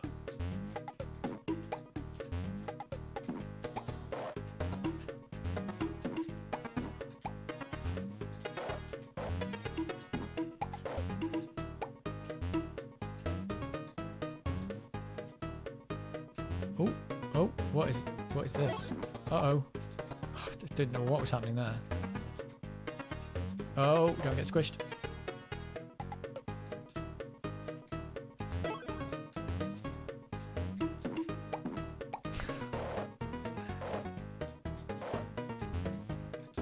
What are they on the unicycles?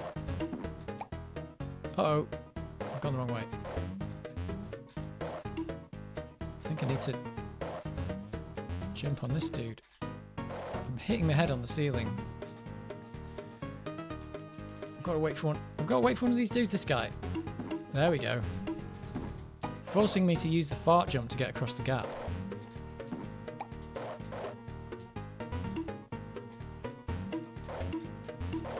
I think the shoes are only valid until I get hit.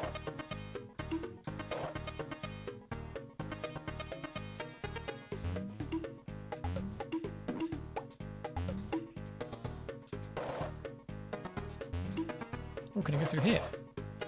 I can. What? If you can't see that, it's because it's really hard to see. I'm getting out of there. Oh, that took me to... Oh, it's actually like...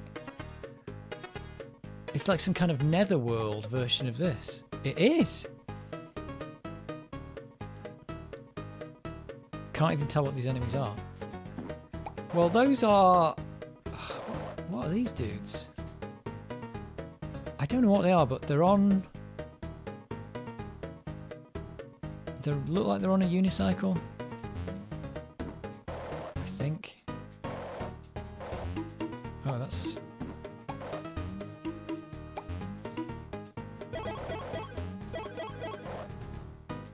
Got $15 though. So that's good. Probably.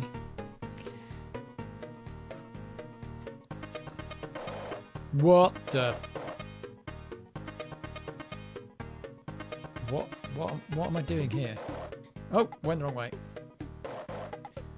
Those doors look like Mario Brothers 2. This is not Mario Brothers. How am I going to get through here? What's the... Okay, just like that.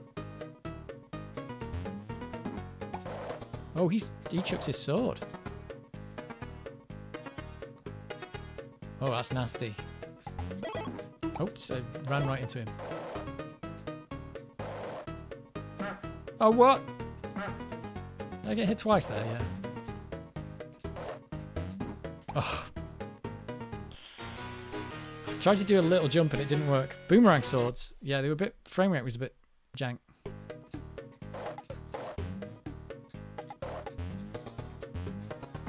Oh, blimey.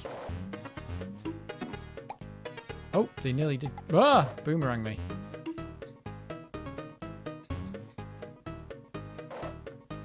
Oh, it's really hard to tell which one's going where.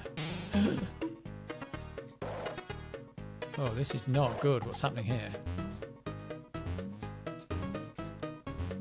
I bet, is it one of these games where you've got to collect every single dollar? What is this? It's a slidey. I didn't know that was slidey. Is one of those special swords night shoes that came back when you lobbed them? Yeah. Yeah, it is. Oh, did I not want to... Oh, I can get across here, I think. Yeah. Ah! That's not good. What I just did was not good.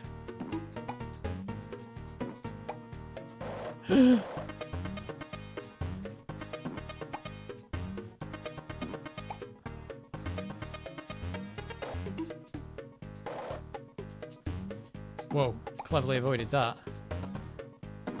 Oh, I jumped on the... Ah, balls. Whoops, kicked the bin. I said balls, sorry. This is like really hard. Oh, I'm here though. Oh, damn it. Oh no! Got to use the crouching there.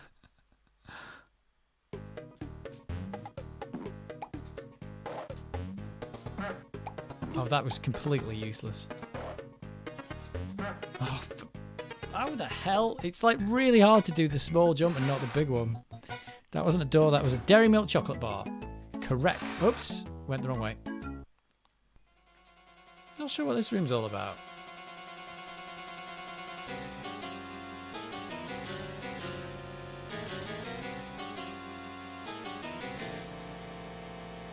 Is that like a boss room that you can activate once you've done something? Let's go to this top door. That's bound to be easier, right? bound to be. Beautiful piano. Yeah, I know. It's crazy. Whoa.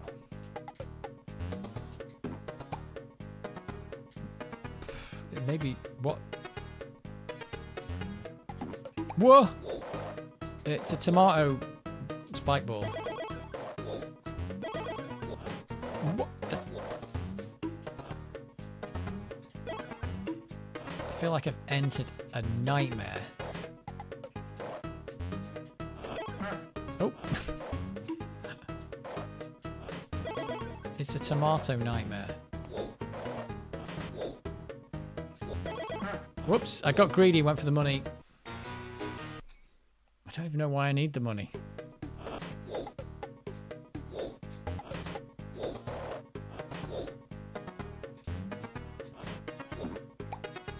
Oh, don't walk on that. Oh my god, they're everywhere. Isn't there Sonic's got these swirly things in one of their Sonic levels? You really do have to be careful with your health because you don't get a lot of it. Oh. Whoa!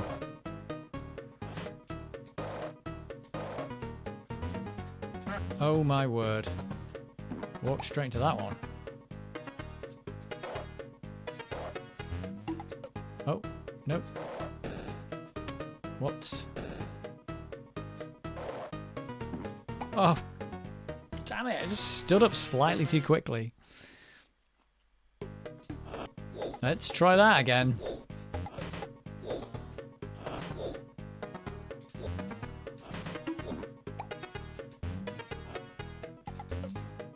I suppose you could master this game, but my god, the slidiness.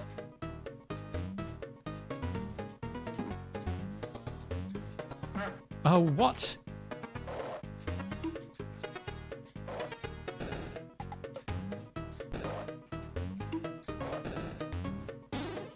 I'm taking that heart. I think the character, if the character just wasn't quite this slidey, it'd probably be a lot better. Whoops, did that wrong. That one was going the other way that time, wasn't it? How the hell am I going to do that? Oh, I've got to jump on the bubbles.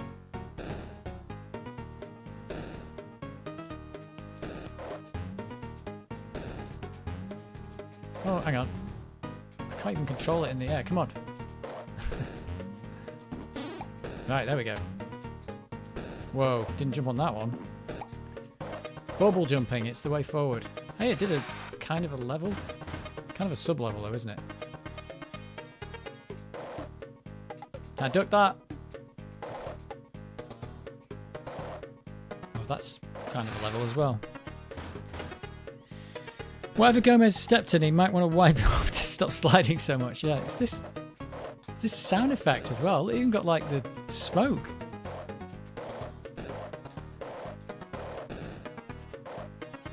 It's absolutely bonkers.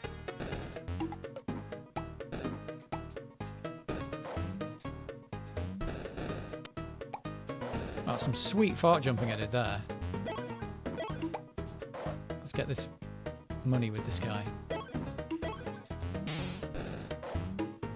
Jump when you see that. Oh! Jump when you see that guy.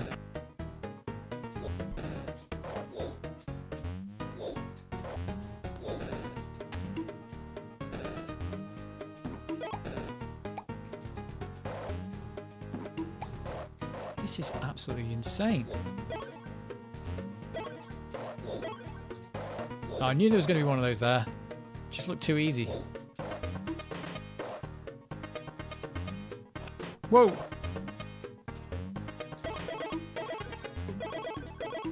Whoa, what's that down there?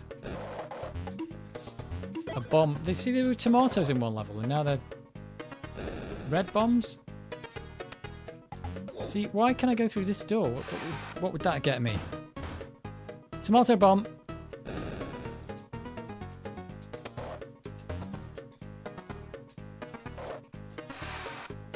Game's a bit of a maze as well, then, is it?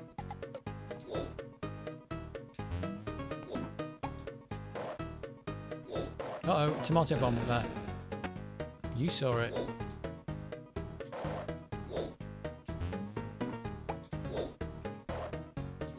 Whoa. Oh my god. Double speed tomato bombs.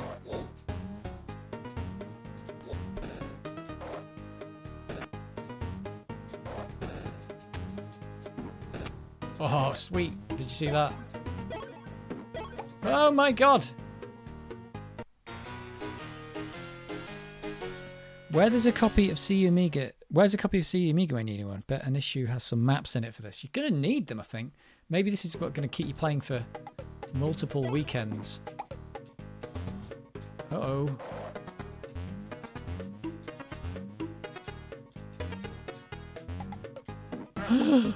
Jesus!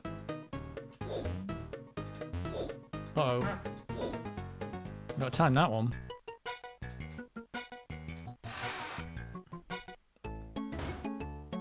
Yeah, there's some heckle. Oh.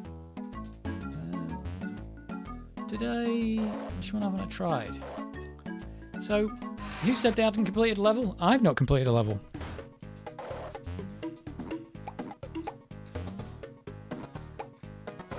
Uh-oh. Is the higher up you go on those doors, is that the harder it is or something? It's not explained. I'm already dead. Just from tomatoes. The tomatoes respawned, which I wasn't expecting. I was not expecting a full... Oh, tomato respawn.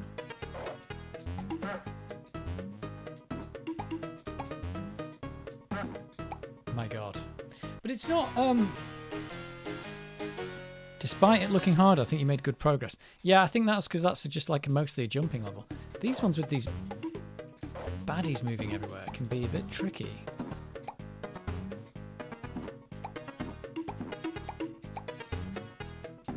You don't even get extra points for jumping on one without hitting the ground. Watch out for the tomatoes. Tomatoes. Like this, shouldn't you get like 100, 100, 100? Oh, you do! It kept saying 100 when I was doing those other ones.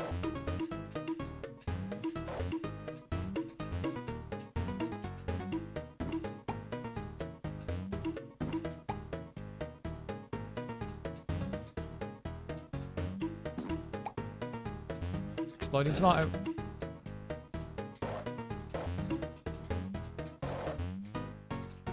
Ah!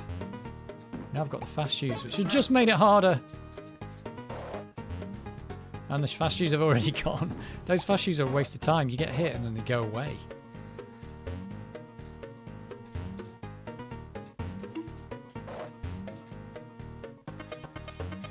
It's all about speedrunning it now. This bit's a bit of a weird section. Oh, well, I've kind of messed up there, maybe. Don't know.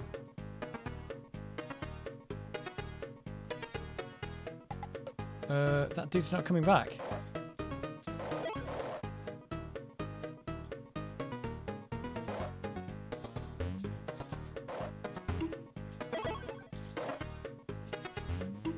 Oh, I can make that jump. I was wondering what's going on there. Oh, damn it! Damn you all to hell.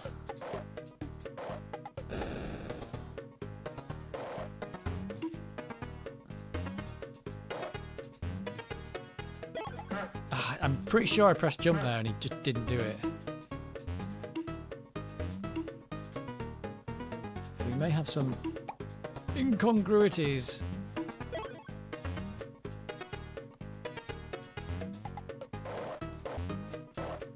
Oh, I did definitely press jump there and nothing happened. Yeah. So some tricky earners. Oh! I tried to jump on the tomato and you can't. Yeah, I'm pressing jump and he's not doing it. Is it something about you can't jump when you're running or something? That doesn't seem to make any sense.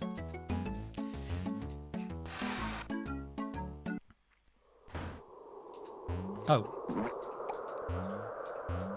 Oh, it's this. Oh, it's the... what is that? Oh, it's a fish. It's a fish in a bowl with legs. That's like a little happy bird. Yeah, I'm pretty sure this is Lethal Weapon. Somebody look up who did Lethal Weapon on the Amiga, because that was an Ocean game, and who did this game? Was it the same people?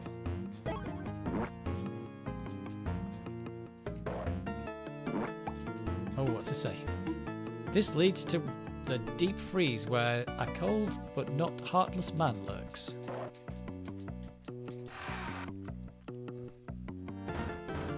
Oh, as if... Oh my god! And now, as if it wasn't slide enough. That is insane. I am not actually even touching the stick there. Just press it once. That is absolutely bonkers. Lethal Weapon was Ocean, yeah, but was it the same developers? Oh my god. Just when you thought it was safe.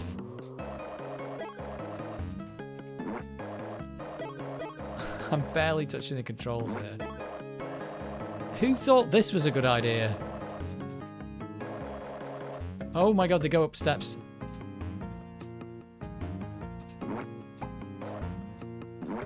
I got whatever that... Oh, I think that might be... Invulnerability? Maybe? Is that what that is? It's invulnerability. Instantly killing the dudes.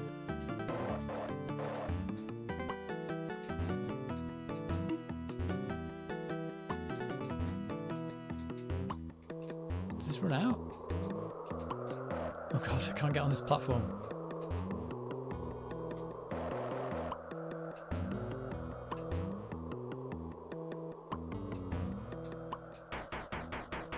Oh, it's running out.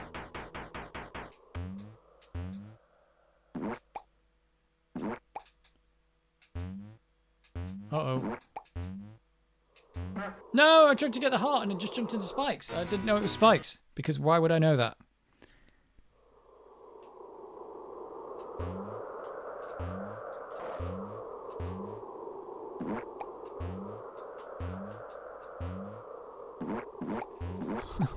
God. Oh no, what? And I jumped on him and killed him and then I died anyway.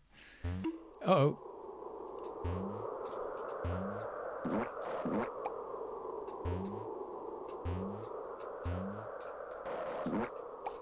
What? I think that was me that time. This is not easy.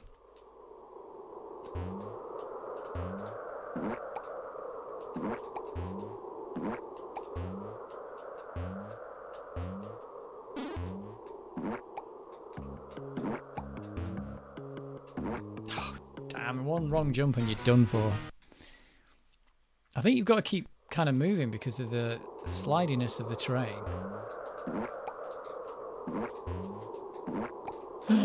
Yeah, it's just like, if I see something...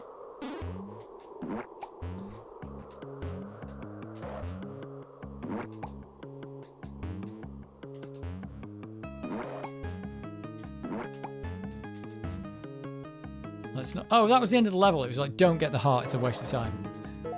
Whoa! What? I jumped on a teddy bear and died. Oh, am I back in the wrong place? You want to be in there?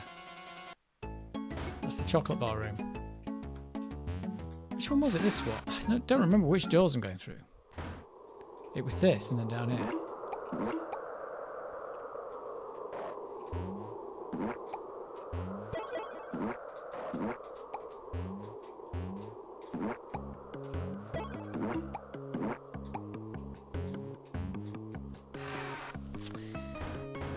All I can find is that both Addams Family and Lethal Weapon were developed and released by Ocean. That's weird.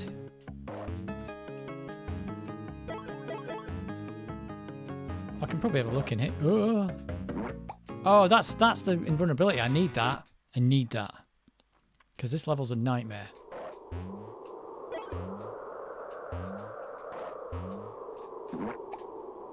Except it's gonna kill me getting it.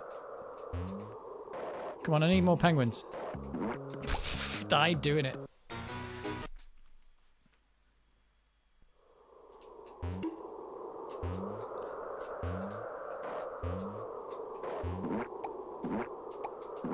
There we go, got it.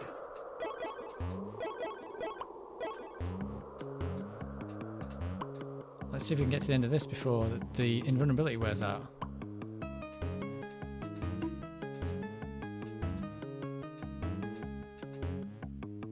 I think it's time-based, but it doesn't really say.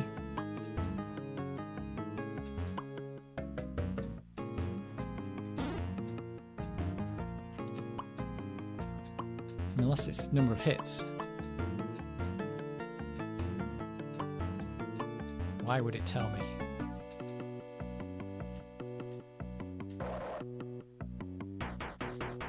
Yeah, it's run out.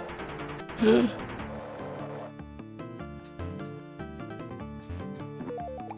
my god. This level's a full-on nightmare. I don't like the look of these teddy bears.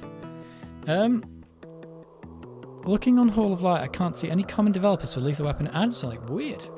Just maybe it's nothing to do with it. Right, I'm going to have to take a running leap of faith. Nope. That didn't work.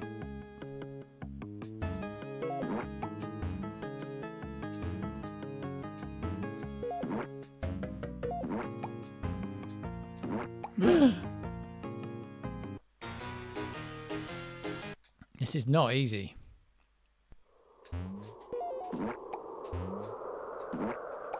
Ah! The slidiness is so ridiculously... Oh, TT! No! Oh, it's just... I'm fighting against the... Oh, I'm fighting against the game! No! I'm fighting against the fact that the character is literally like a slidey character being put on ice. That is bonkers. This game is very unforgiving. It's not the worst on the Amiga, probably. Large game for a single floppy. Yeah, they've made some big levels. Oh, I'm straight in spikes. Oh my god. It's just one wrong move here and there's no correcting it. It's just, you're done. You are done.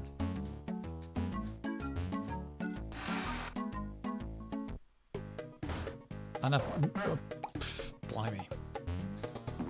Yeah, it is quite good for what it is. Oh my god. Oh, it's this one again though. I've tried this one. So we've seen all the levels but completed 0. It's just the fact that it's got fart jumping and clown noises is just absolutely bonkers. Well, I think that's all I can take of Addams Family. It's too much. It's just like the concentration required to keep the character under control is just ridiculous. Saving all that disk space by not having any backgrounds or parallax. Well, it was not designed for AGA. So how do I get back to the title screen? Can I? I want to see the credits. Let's just reboot. I never got a password, did I? I never finished a level.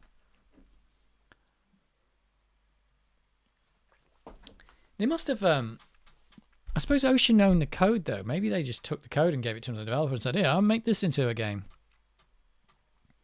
I mean, maybe it's completely different. Still just a platformer, but...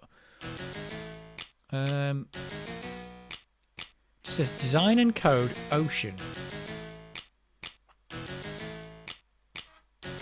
That's it. Is there no other credits? So is it like an in-house game, and when they do in-house games they don't credit individual people? Nothing like taking pride in your work, eh?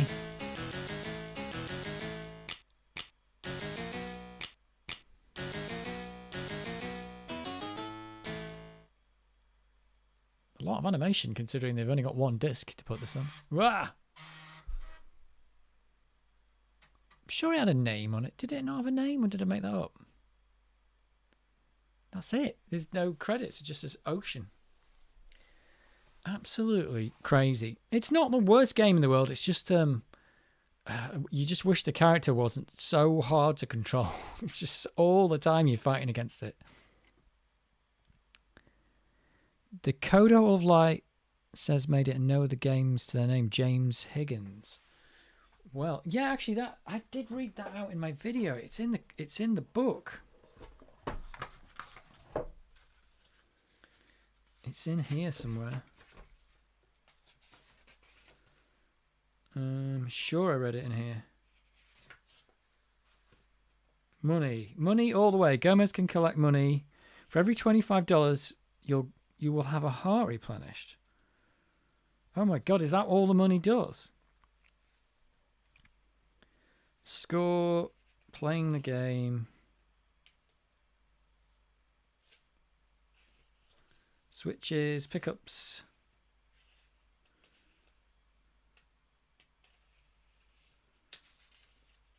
End of level bad guy. We didn't see any of them. Credits, there we go. The Addams Family, 1991. Programmed by James Higgins. Graphics designed by Warren Lancashire. Graphics by Simon Butler. Oh, music and sound effects by Jonathan Dunn. And Amiga technical support by Mick West. Tested by Tim, Gareth, Lee, and Greg. Produced by John Woods. So it's a Jonathan Dunn game for music. And Simon Butler, I've heard of his name as well. He did a lot of stuff on the Amiga, didn't he? And there's James Higgins and Warren Lancashire.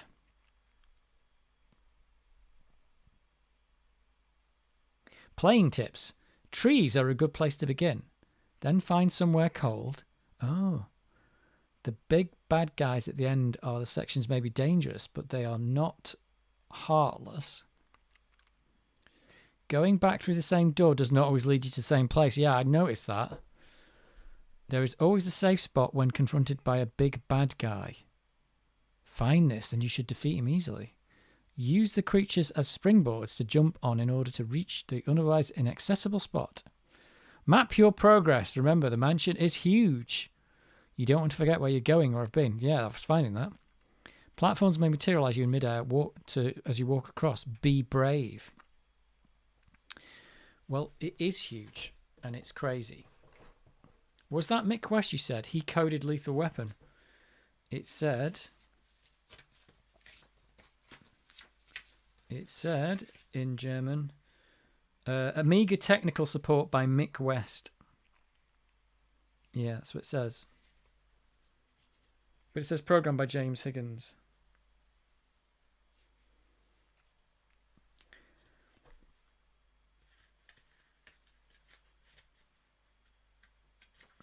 So there you go, Mick West. Well, that's it. That's the Addams Family. That's only so much I can take of that at that point, but it's all right. But yeah, I just wish it wasn't like, because it's like, you know, like Sonic is a bit slidey and Mario's a bit slidey, but it's not like this. And then they put a level on ice. It's like, geez, guys, what were you thinking? But I think it got like 90% in reviews, this game. It would just be nice if it had anything to do with the movie.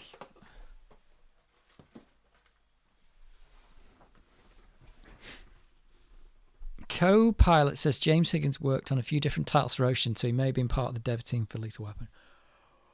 That would make some sense. It just looks a bit like it in style. It's got the same size character and it's a platform game and stuff like that. But you don't know. They could all be the same. I can't believe they rewrote everything every time they did a game, though. Because why would you do that? Why would you do it? Why would you? But it's all right. It's all right. You should try Inertia on the Spectrum version. It's so badly implemented, it's unplayable. There's a lot of Spectrum games that are unplayable, I think. There's a lot of Amiga games that are unplayable.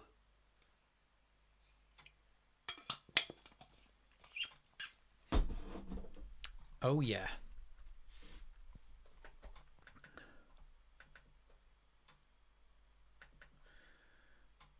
And here we are back with the Hippo player.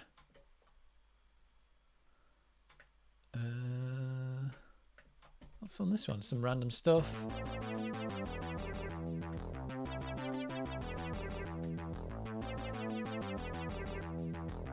It's mega demo time. That's what it is. Whew. Well, that was crazy. I wonder if it was ported to a lot of other platforms, that one. Also, other devs like Simon Butler Graphics and Jonathan Dunn worked on multiple Ocean titles. Yeah, Jonathan Dunn was from the Commodore 64 days as well, wasn't he? Yeah, so it looks like it's an in-house development game. So maybe in-house development was just like whoever you had at the time, but they just took the code that you had at the time. I wouldn't be surprised anyway.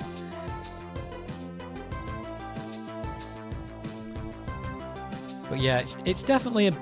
I mean, I suppose that's what Ocean did though, isn't it? It's a bit of a cash-in because they just said, let's buy the license for Addams Family. Okay, we've got a platform game. Let's make a game where you platform around. And it has nothing to do with the Addams Family. So definitely a cash-in. But I suppose, does it matter as long as the game's alright? Maybe not. I don't know. The SNES version of Addams Family is better. The Amiga version feels unfinished. No parallax backgrounds and fewer weapons. Weapons? I don't get any weapons. Although it looked a bit harsh, I'm tempted to fire it up and have a play. Never played the original. Let me have a quick look at... Let's just have a quick... I'm going to have a quick look at SNES Addams Family, since it's been mentioned. Is it supposed to be the same game? The Addams Family SNES.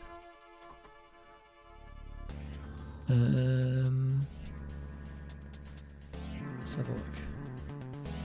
This doesn't look anything like it. Oh, it does look better. Oh yeah, parallax. Oh yeah, he's got a sword. Straight away he's got a sword. I didn't get a sword. Oh, whoa. That's not fair. Wow, it looks more like Sonic, like how fast he's going.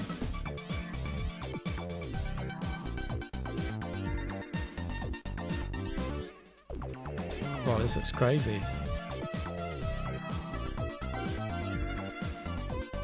Yeah, how come he's got a sword? Well, I never got that. It's similar-ish though. Frame rate looks better. Well, similar. What can I say? It's an easy game once you use the hidden rooms in the main stairwell. Loads of extra lives, yeah. Even the ST version had backgrounds. Ooh, the SNES version looks good. It does look good. Amiga version looks like it might be the worst. But it's got fart jumping. So, what can you say? Nothing beats a bit of fart jumping in a video game.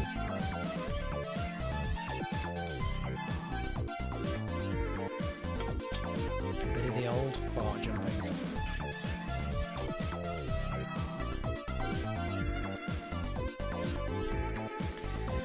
Next time, I won't stream next week, but next time I stream I might do some PlayStation. Never thought I'd say this, but the ST version looks so much nicer. Well, I suppose if they were doing it in-house, they probably did all the versions in-house. So maybe they put more effort into some than the other. So maybe it was... Yeah, in fact, if it says Amiga technical support by a certain programmer, maybe they developed it for one platform and someone else was in-house porting it. Amiga technical support might mean ported to the Amiga by that guy. Mick West or whatever it was. Yeah, that's what that could mean.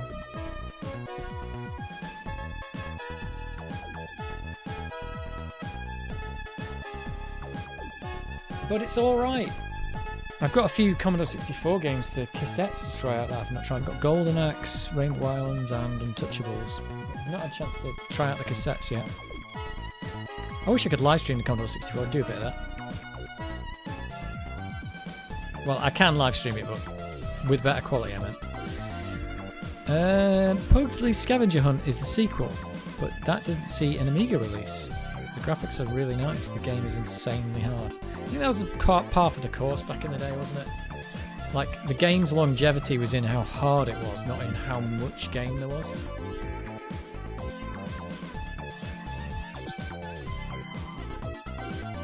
Because I suppose if you finish the game in 20 minutes, you go ask your money back.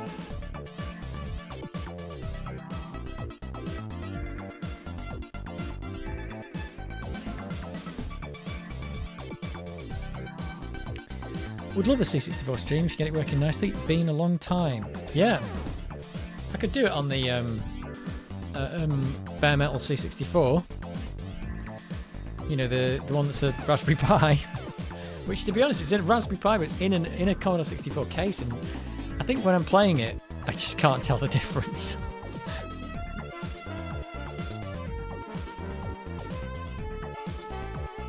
Bare metal C64. It's in my original case from my C64 when I was a kid.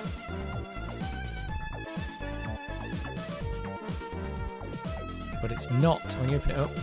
In fact, it's behind me. That's on the cover. But it is nice to get the disk drive out and all the gubbins and get it all working. Get all the gubbins out.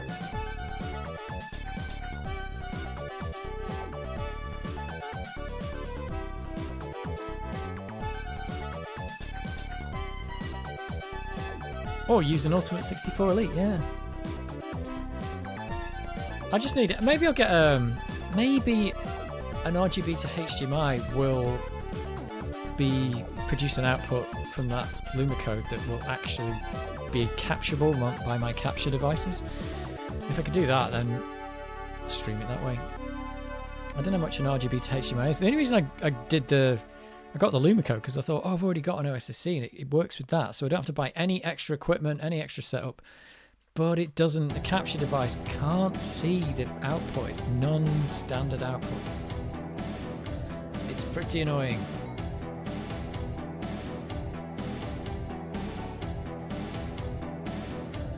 But what can you do?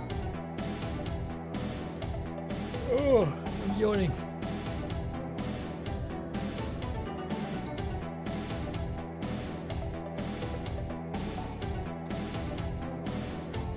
That was the Addams fight. I've still got like, oh no, more Lemmings to get through. And I'd still like to go back and play Champions of Kryn, but I don't know if people are interested in watching the stream. I might just play that on my own and try and get through that. It's a long game, I think. It's a really long game. It's just not very streamable. There's not much to look at in the game. No fart jumping in that game. No fart jumping at all. There's barely any sound effects in the game, no music. And I haven't played it. Where I left it was like over a year ago. But saying that, there's hardly any plot advancement in the game, so I won't have missed much there.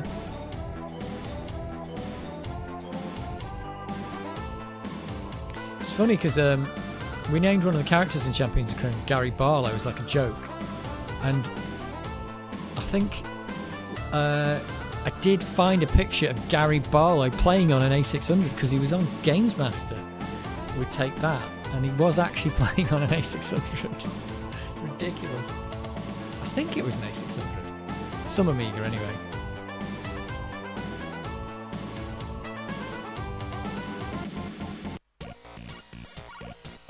Greetings to all my friends from Poland.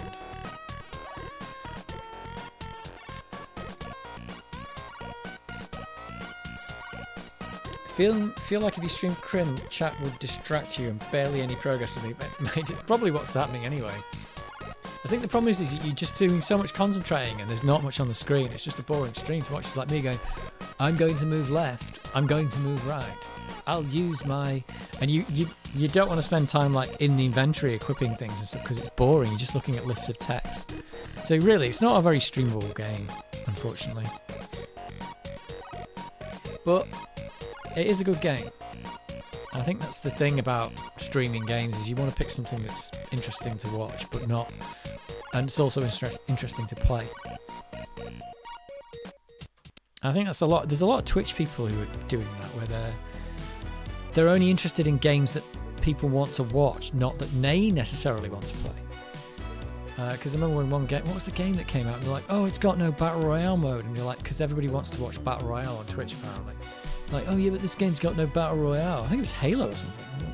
There's no Battle Royale. It's like, yeah, because that's not that game. And I'm sorry, but maybe people won't want to watch you play that game. I don't know why Battle Royale is so exciting to watch.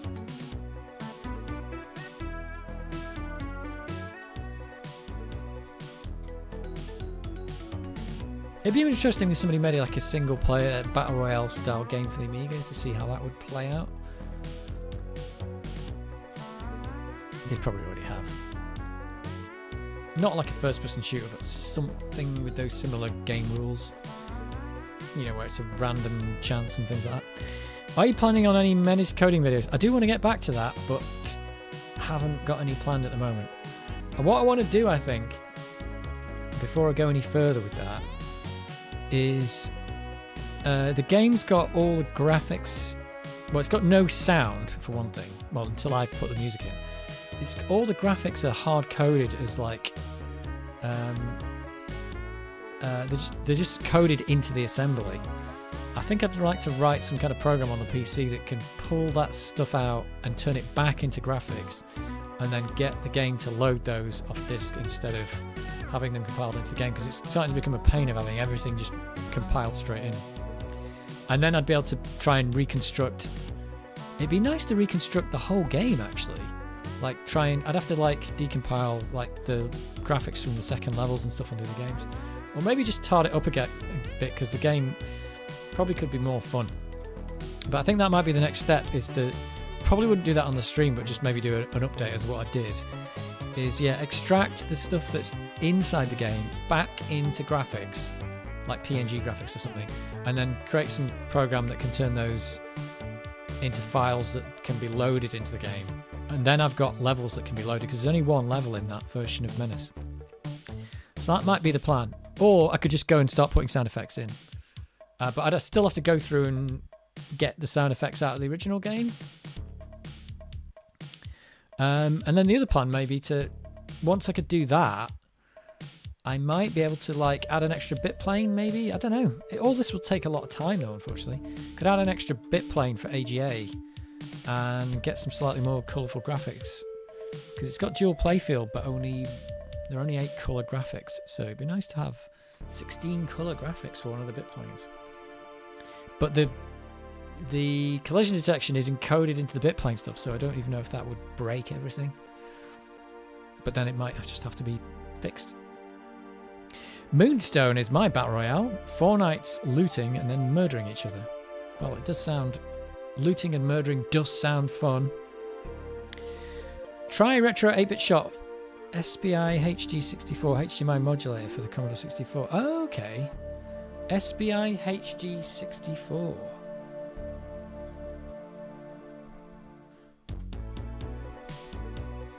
The problem you've got though is that if I go through, is if I did a thing where it's actually got the HDMI coming out of the Commodore 64, I'm then gonna. Oh no, it'd probably be alright. No, it'd probably be alright.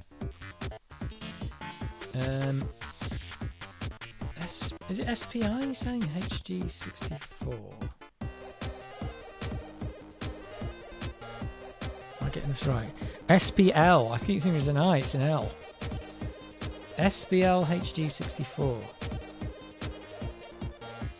Oh my word. Replaces the stock modulator, micro HDMI out provided through the RF opening in the case. Wow. But I've already gone and plumped for the Luma code, so I'd be buying that and that. That'd be crazy. I think an RGB to HDMI would be cheaper in my case, because I've already got the Luma code output. So, and I could use the RGB to HDMI for other stuff as well. But that does look, I didn't know that existed. That does look quite good. Crazy. Look at that, it's got a FPGA built in just for the, oh my god. But wait a minute, how does it... Is it just turning the analog into... It's turning the analog into HDMI. So is that going to look... Does that look bad?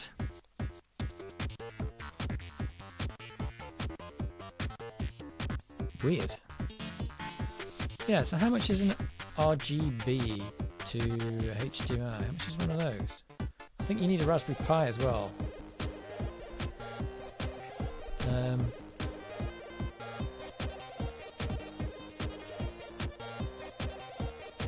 I don't know. They're like 30 quid, and you need a Raspberry Pi. £42. So you need that and a Raspberry Pi. It's like, but I suppose I could use that. That can be used with the Amiga and stuff as well. So, which Raspberry Pi does it need?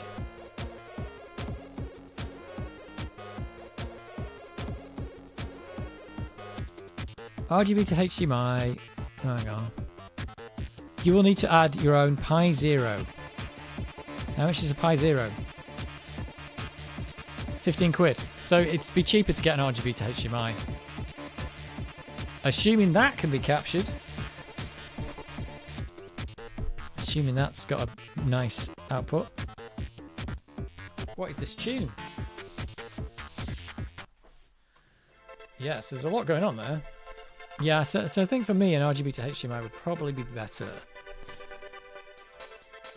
SPL, yeah. Did you rescue Fester from the marauding teapot army? No.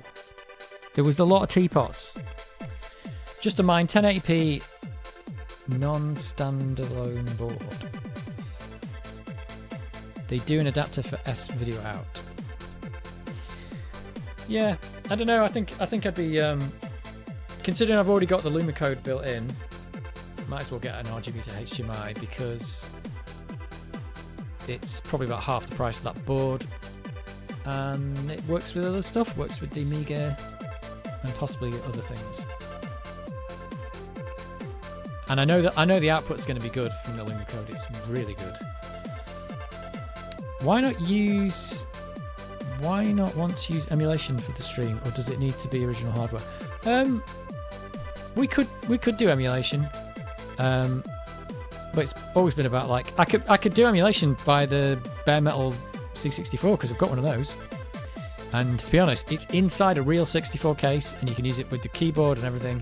And even though it's emulation, it's really good. It just produces HDMI output, so it looks great. So I could do that. The teapots, walking goldfish balls, and unicycling things all keep their hostages for now. So yeah, we could do a bare metal Raspberry Pi stream. That could be a thing if it still works. I haven't used it for quite a while. I like the concept of original hardware being used, makes it better.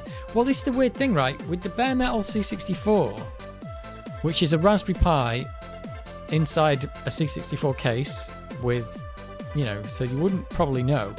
I found that it doesn't feel like emulation because it's the fact that you've got the real machine and you're accessing it with the real keyboard and the real controller makes it, you forget that it's emulation at that point. The thing I find about when you use, because I've used emulation on the stream before to do the, like, to emulate an Amiga to do the music while I was playing Champions of Kryn, because Champions of Kryn's got no music in it. So I was emulating an Amiga to do that. But yeah, I found that it's having the real hardware is just the case is the thing that makes it. When you use WinUIE on the PC, the problem I find is just the fact that it goes, okay, yeah, it's like left Amiga and this, and you have to go, okay, what's the left Amiga key? And like trying to do the control Amiga is just like, what? And one of the keys is on F11 or F12 because there's no F12 on here. So when it asks you to press a button, you don't know what it is. You end up having to like open up a menu and go through, okay, what key is right Amiga mapped to and stuff like that. And they go, it's mapped to right Windows key, and I haven't got a right Windows key, and I have to go remap it. And it just doesn't seem right at all.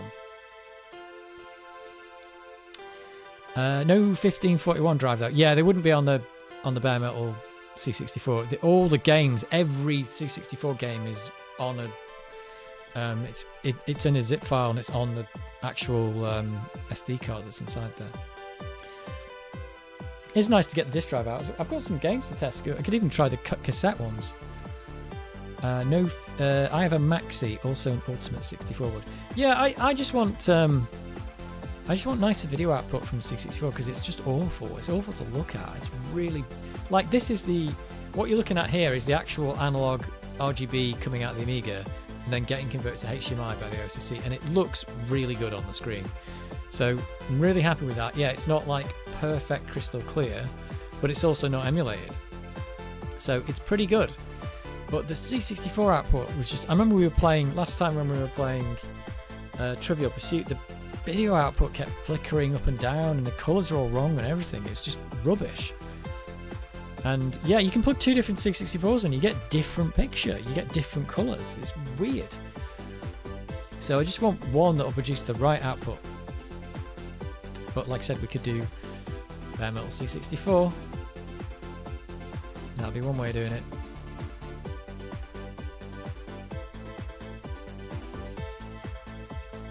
I think I can hear the dog. Give me a second.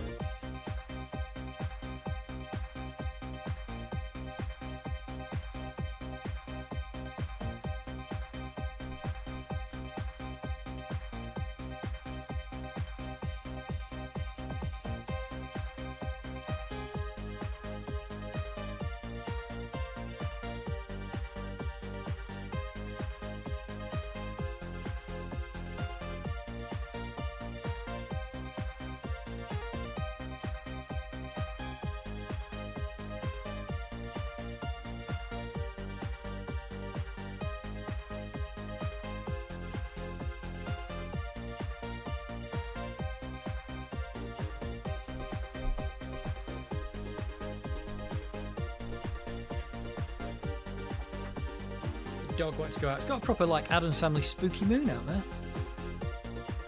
Yeah, let me show you.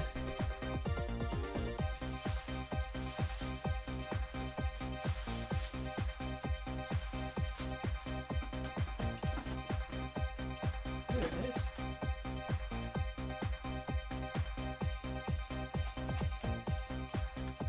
What's that? So it looks like a Commodore 64, but it's got just jank wires coming out the back, and this thing isn't clipped together, but it's just got a Raspberry Pi inside, but it's using the original Commodore 64 keyboard.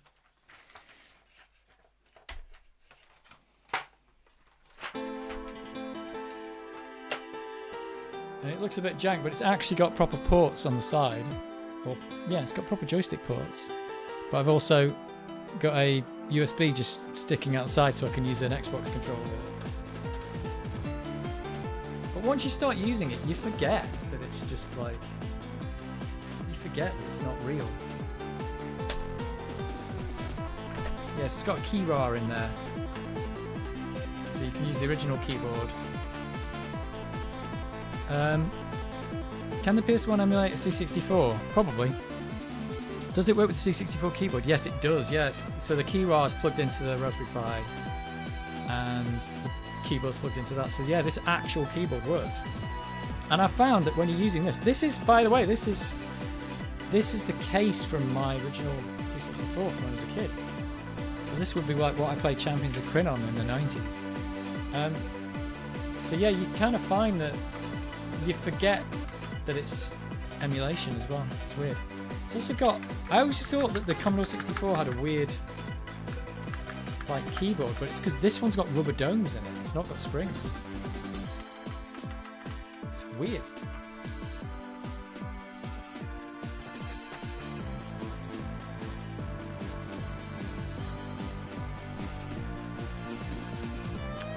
I would love to be able to run WinUAE on a Pi on an Amiga with the original keyboard. WinUAE on a Pi on an Amiga with the original keyboard. Well, the Keyra does support the Amiga as well, you know. If you look up have you seen Keyra? I don't know if you can hook it up to a Pi though. Yeah, so that you can stick the Keyra into an Amiga 600 or 1200, and you can plug the 600, 1200, I think the 500 as well, maybe, I'm not sure. And it will accept that keyboard, and you can actually convert your Amiga into a keyboard. So you can convert your Amiga into a keyboard and plug it via USB into your PC, and then use that to control WinUAE. And then you would be like have the original keyboard. Pretty sure Amiberry on the Pi has the most WinUAE features. How can the LumaCode work without an RF board? Oh, LumaCode. Well, this is the funny thing. You don't need the RF board for LumaCode to work, because LumaCode is intercepting the signals before they get to the VIC, and is translating them before. Yeah, it's translating what the VIC would have done into a signal that it's sending out. So it's kind of bypassing the VIC in that case. But the VIC2 is required because it does other things, like it does the RAM refreshes, and it does the it's got other clock signals that it produces and stuff like that. So you can't dump the VIC because you still need it, but it's intercepting the signals before they get to the VIC, and then interpreting what the VIC would have shown. And then it's just hijacking the RF output to do the video, which is just a digital signal. So in theory you don't need the RF board, but you do need the RF board, and this is the reason you do need it, because the RF board is responsible for piping the audio out to the other jack, and you're going to need that for the audio. But technically, if you took the whole modulator out, the RF modulator, in theory the LumaCode still works, but you wouldn't be able to get sound out anymore, and none of the other video outputs from the normal jack would work. So if you want to use those. So yeah, LumaCode technically doesn't need an RF board, but the Commodore 64 can't technically work properly without it. Some of the mini PCs that you get now would fit an Amiga case quite neatly, if I can do that and connect a keyboard to it. Well, yeah, have a look up Keyra. I think that's a Keyra version 2, but there's a Keyra version 3. So it will accept a Commodore 64 keyboard, a C16 keyboard, an A600, an A1200. It might accept others. This is version 2. You can see what connectors it's got. This one has got C16 plus 4, C64 VIC-20, A600, A1200 connectors, and something else down there that's not populated.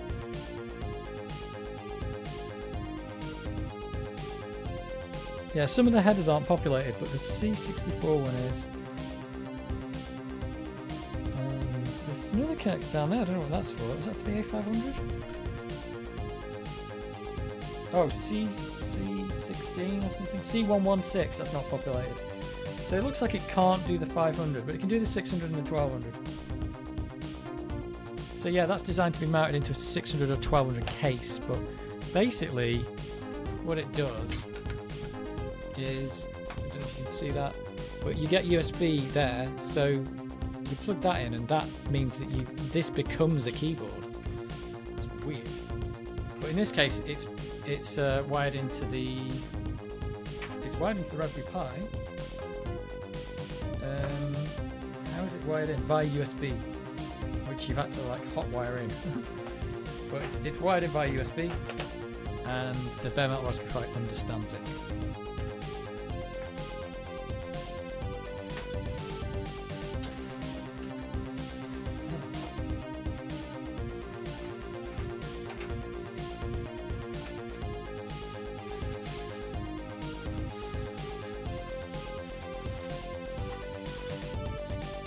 So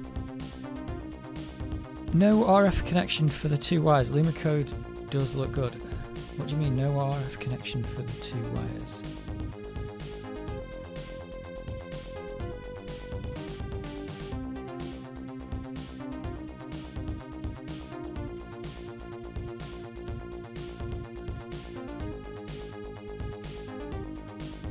I think this one's a looper. No RF connection for the two wires if RF is removed. If you remove the RF modulator, Luma code would still produce the Luma code output. There's your fact. Fact number one: it would still be able to produce it. It would you just have to take the cables and route them to a connector, like a RCA connector somewhere else. But, and this is the but, all your standard video outputs would stop working if you just removed the modulator, and the sound would also stop working because the RF modulator is piping the sound into that jack on the back, so you wouldn't have any sound. So you don't need the RF modulator to get a Luma code output, but you do need it to get the sound, and you do still want to keep your original video output as well, because that's one of the good things about it, is that the original video output still works. My stack of Raspberry Pis keeps growing. Yep. Yes, it does. Well, I've got one. That's the first one I ever bought, and it's just been used for bare metal C64. But it is quite good. That I hardly ever used it. Maybe I'll stream with that. It's just got a menu that you bring up, but it's just got every game in the universe in it. I did use it. I did play it like at the end of that video. But yeah, when you're playing on it, you just, apart from the crystal clear video output, you kind of forget that it's a Commodore 64. But with Luma code, it would be crystal clear output, and it would be a Commodore 64. So it would look a lot like the Luma code version of the C64. I don't even know if it would still work. It only needs a USB power. It only needs USB power. I can't remember how to control it. You have to press certain buttons to get it to bring up the menus and stuff. I might have to boot it up and give it a go. But it's a nice thing to have, like, just sitting there, because it's a real Commodore 64 and you can play everything on it. We've had this one, haven't we? It's loot. It's loot. Oh, these S3M files don't work.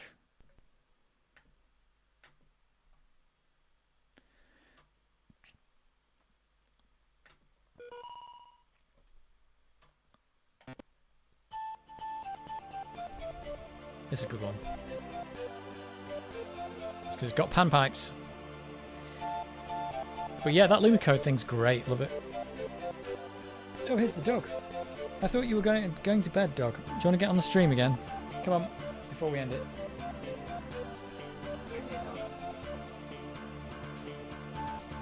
Here he is.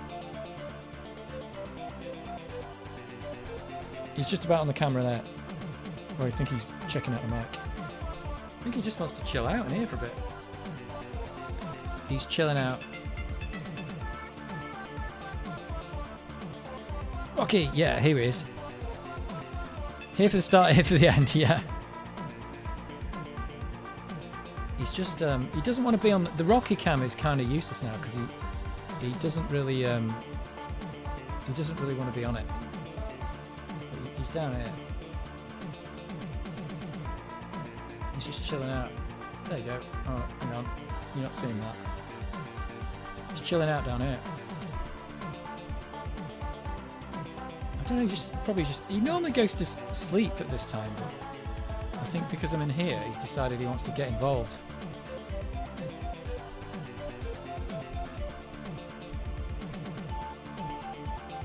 Interestingly, the A500 USB adapter, A500 to USB adapter is just an Arduino. Alright.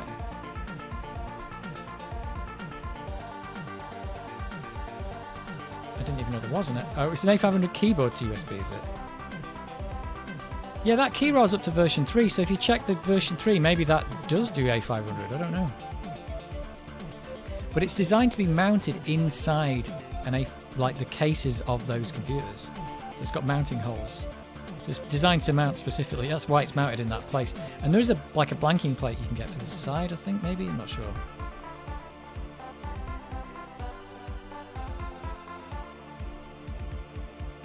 What are you up to, dog? Let's lower this camera down so people can see it.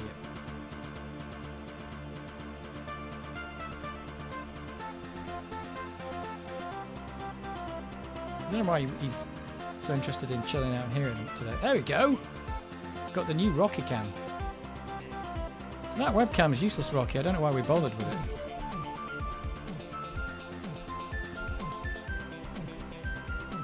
Good dog. He is a good dog. He's quite chilled out. I mean, he is old, but I think he was probably chilled until after he got past the puppy stage. I think he's always been quite chilled out. He's a chill dog.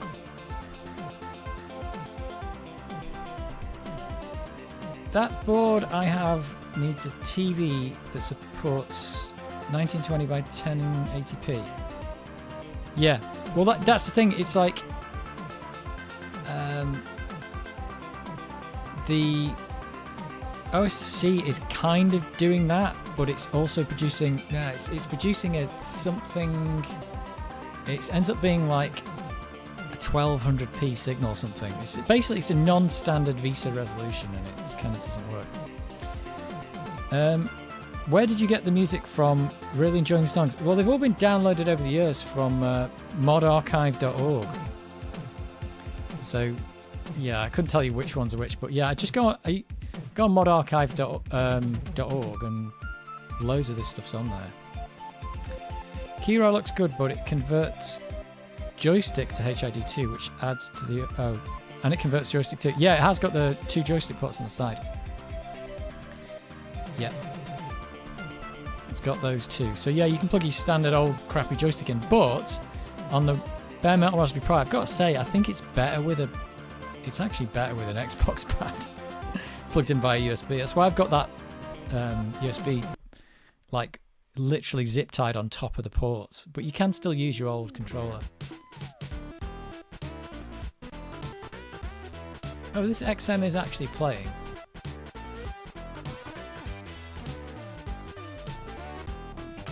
They don't sound very good, these ones, though.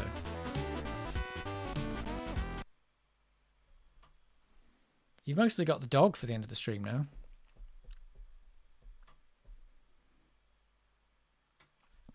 Uh-oh. Eagle player, no thanks. This isn't going to work. These XMs don't play very well in this player.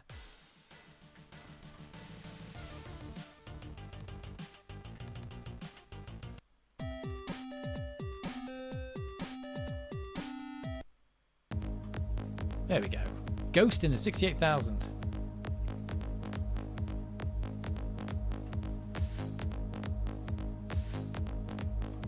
He is chilling out here today.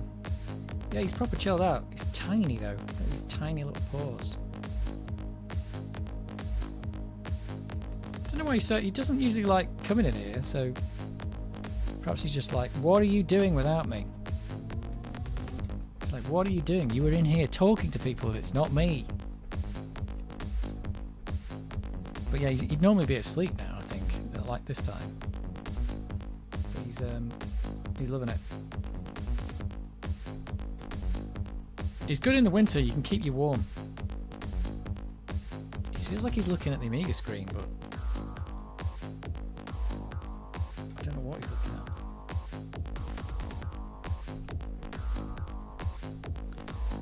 But yeah, I think I might get rid of the Rocky Cam for the streams because he's just never on it. Look, the Rocky Cam's above me there and it's just got a pink thing on it. Yeah, he's quite good. He's a good little dog.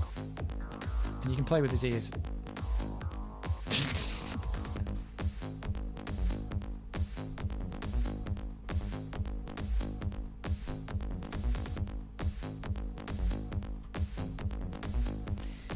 But yeah, all these things for getting these video output. I just want to be able to just play the Commodore 64, I suppose, that's all.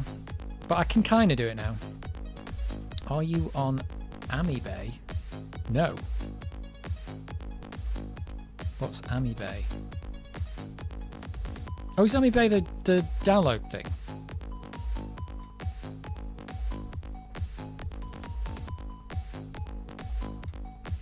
Amiga is the name. I can never remember the name of that site. That's the site that's got all the Amiga downloads, isn't it? Does the A1200 have better sound output than the A500? No, I would say it's identical. I think all the Amigas have got the same sound output. Pretty much. My TV that I use for testing doesn't support it. What doesn't it support? The are you talking about the output from the C64 you're talking about?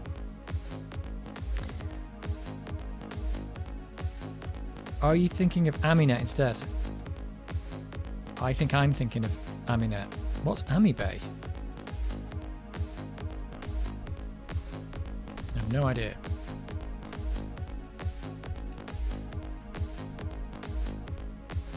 It's all got a little bit confusing.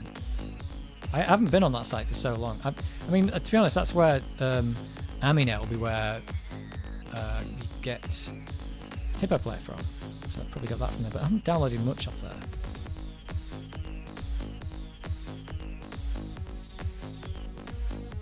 There's absolutely tons of stuff on there, and I think it's like a really crappy looking website, but because it works on an actual Amiga. I seem to remember that the A500 had the sound caps the wrong way round. Was that the A4000 that had that?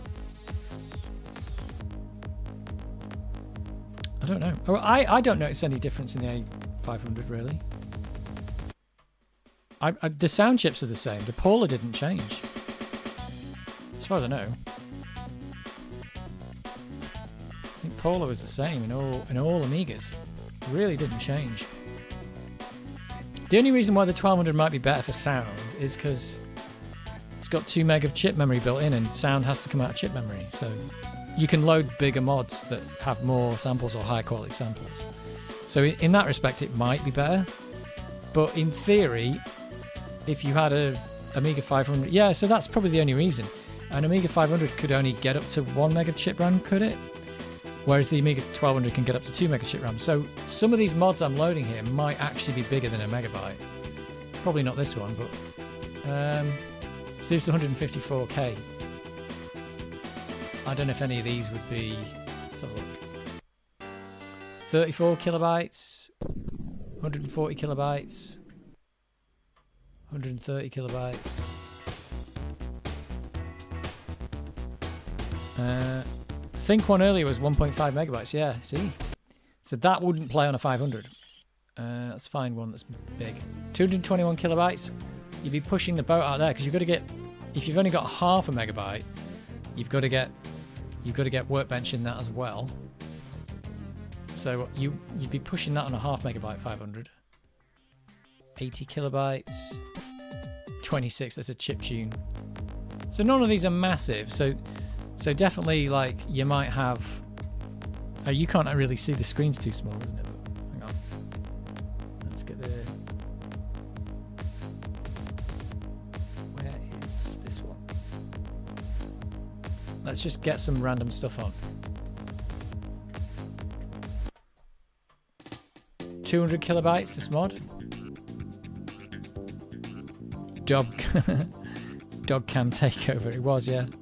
Oh, he's still here. You can still see him. Yeah, 210 kilobytes for that. So you could do that on a 500. 30 kilobytes.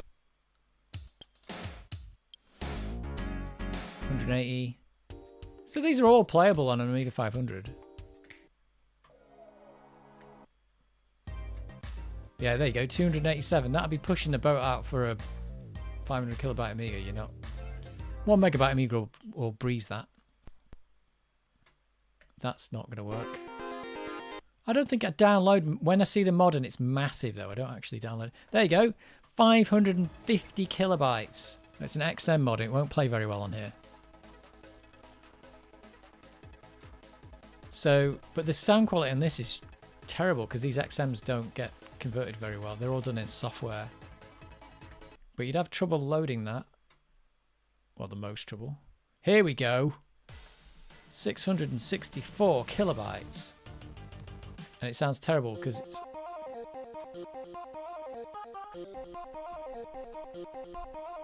I wonder why he's interested in being in here today.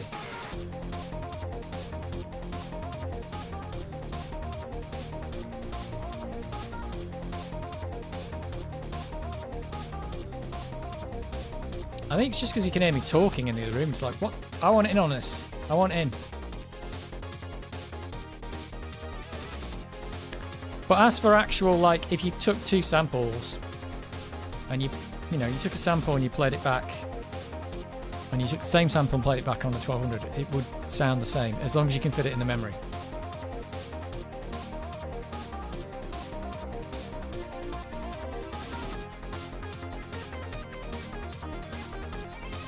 The dog can't hear the music either, it's in my headphones. He's pretty deaf anyway, actually, now.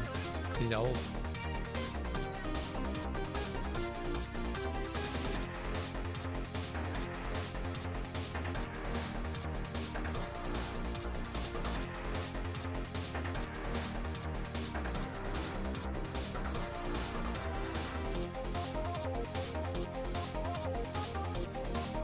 What are you doing, dog? Make your mind up.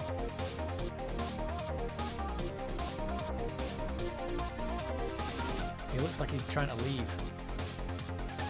What are you doing?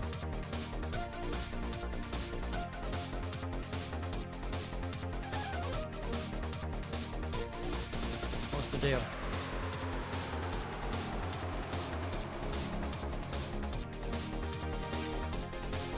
Is he trying to exit? I can't tell.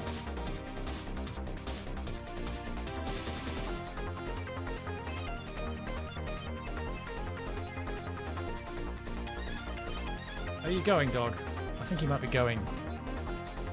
Come on. He's leaving. He's leaving. Oh.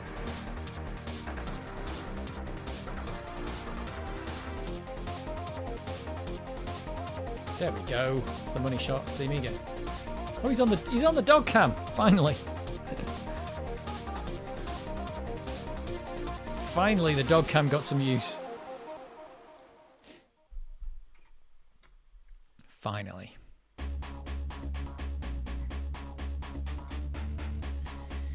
Right, well, I think that's it for the stream.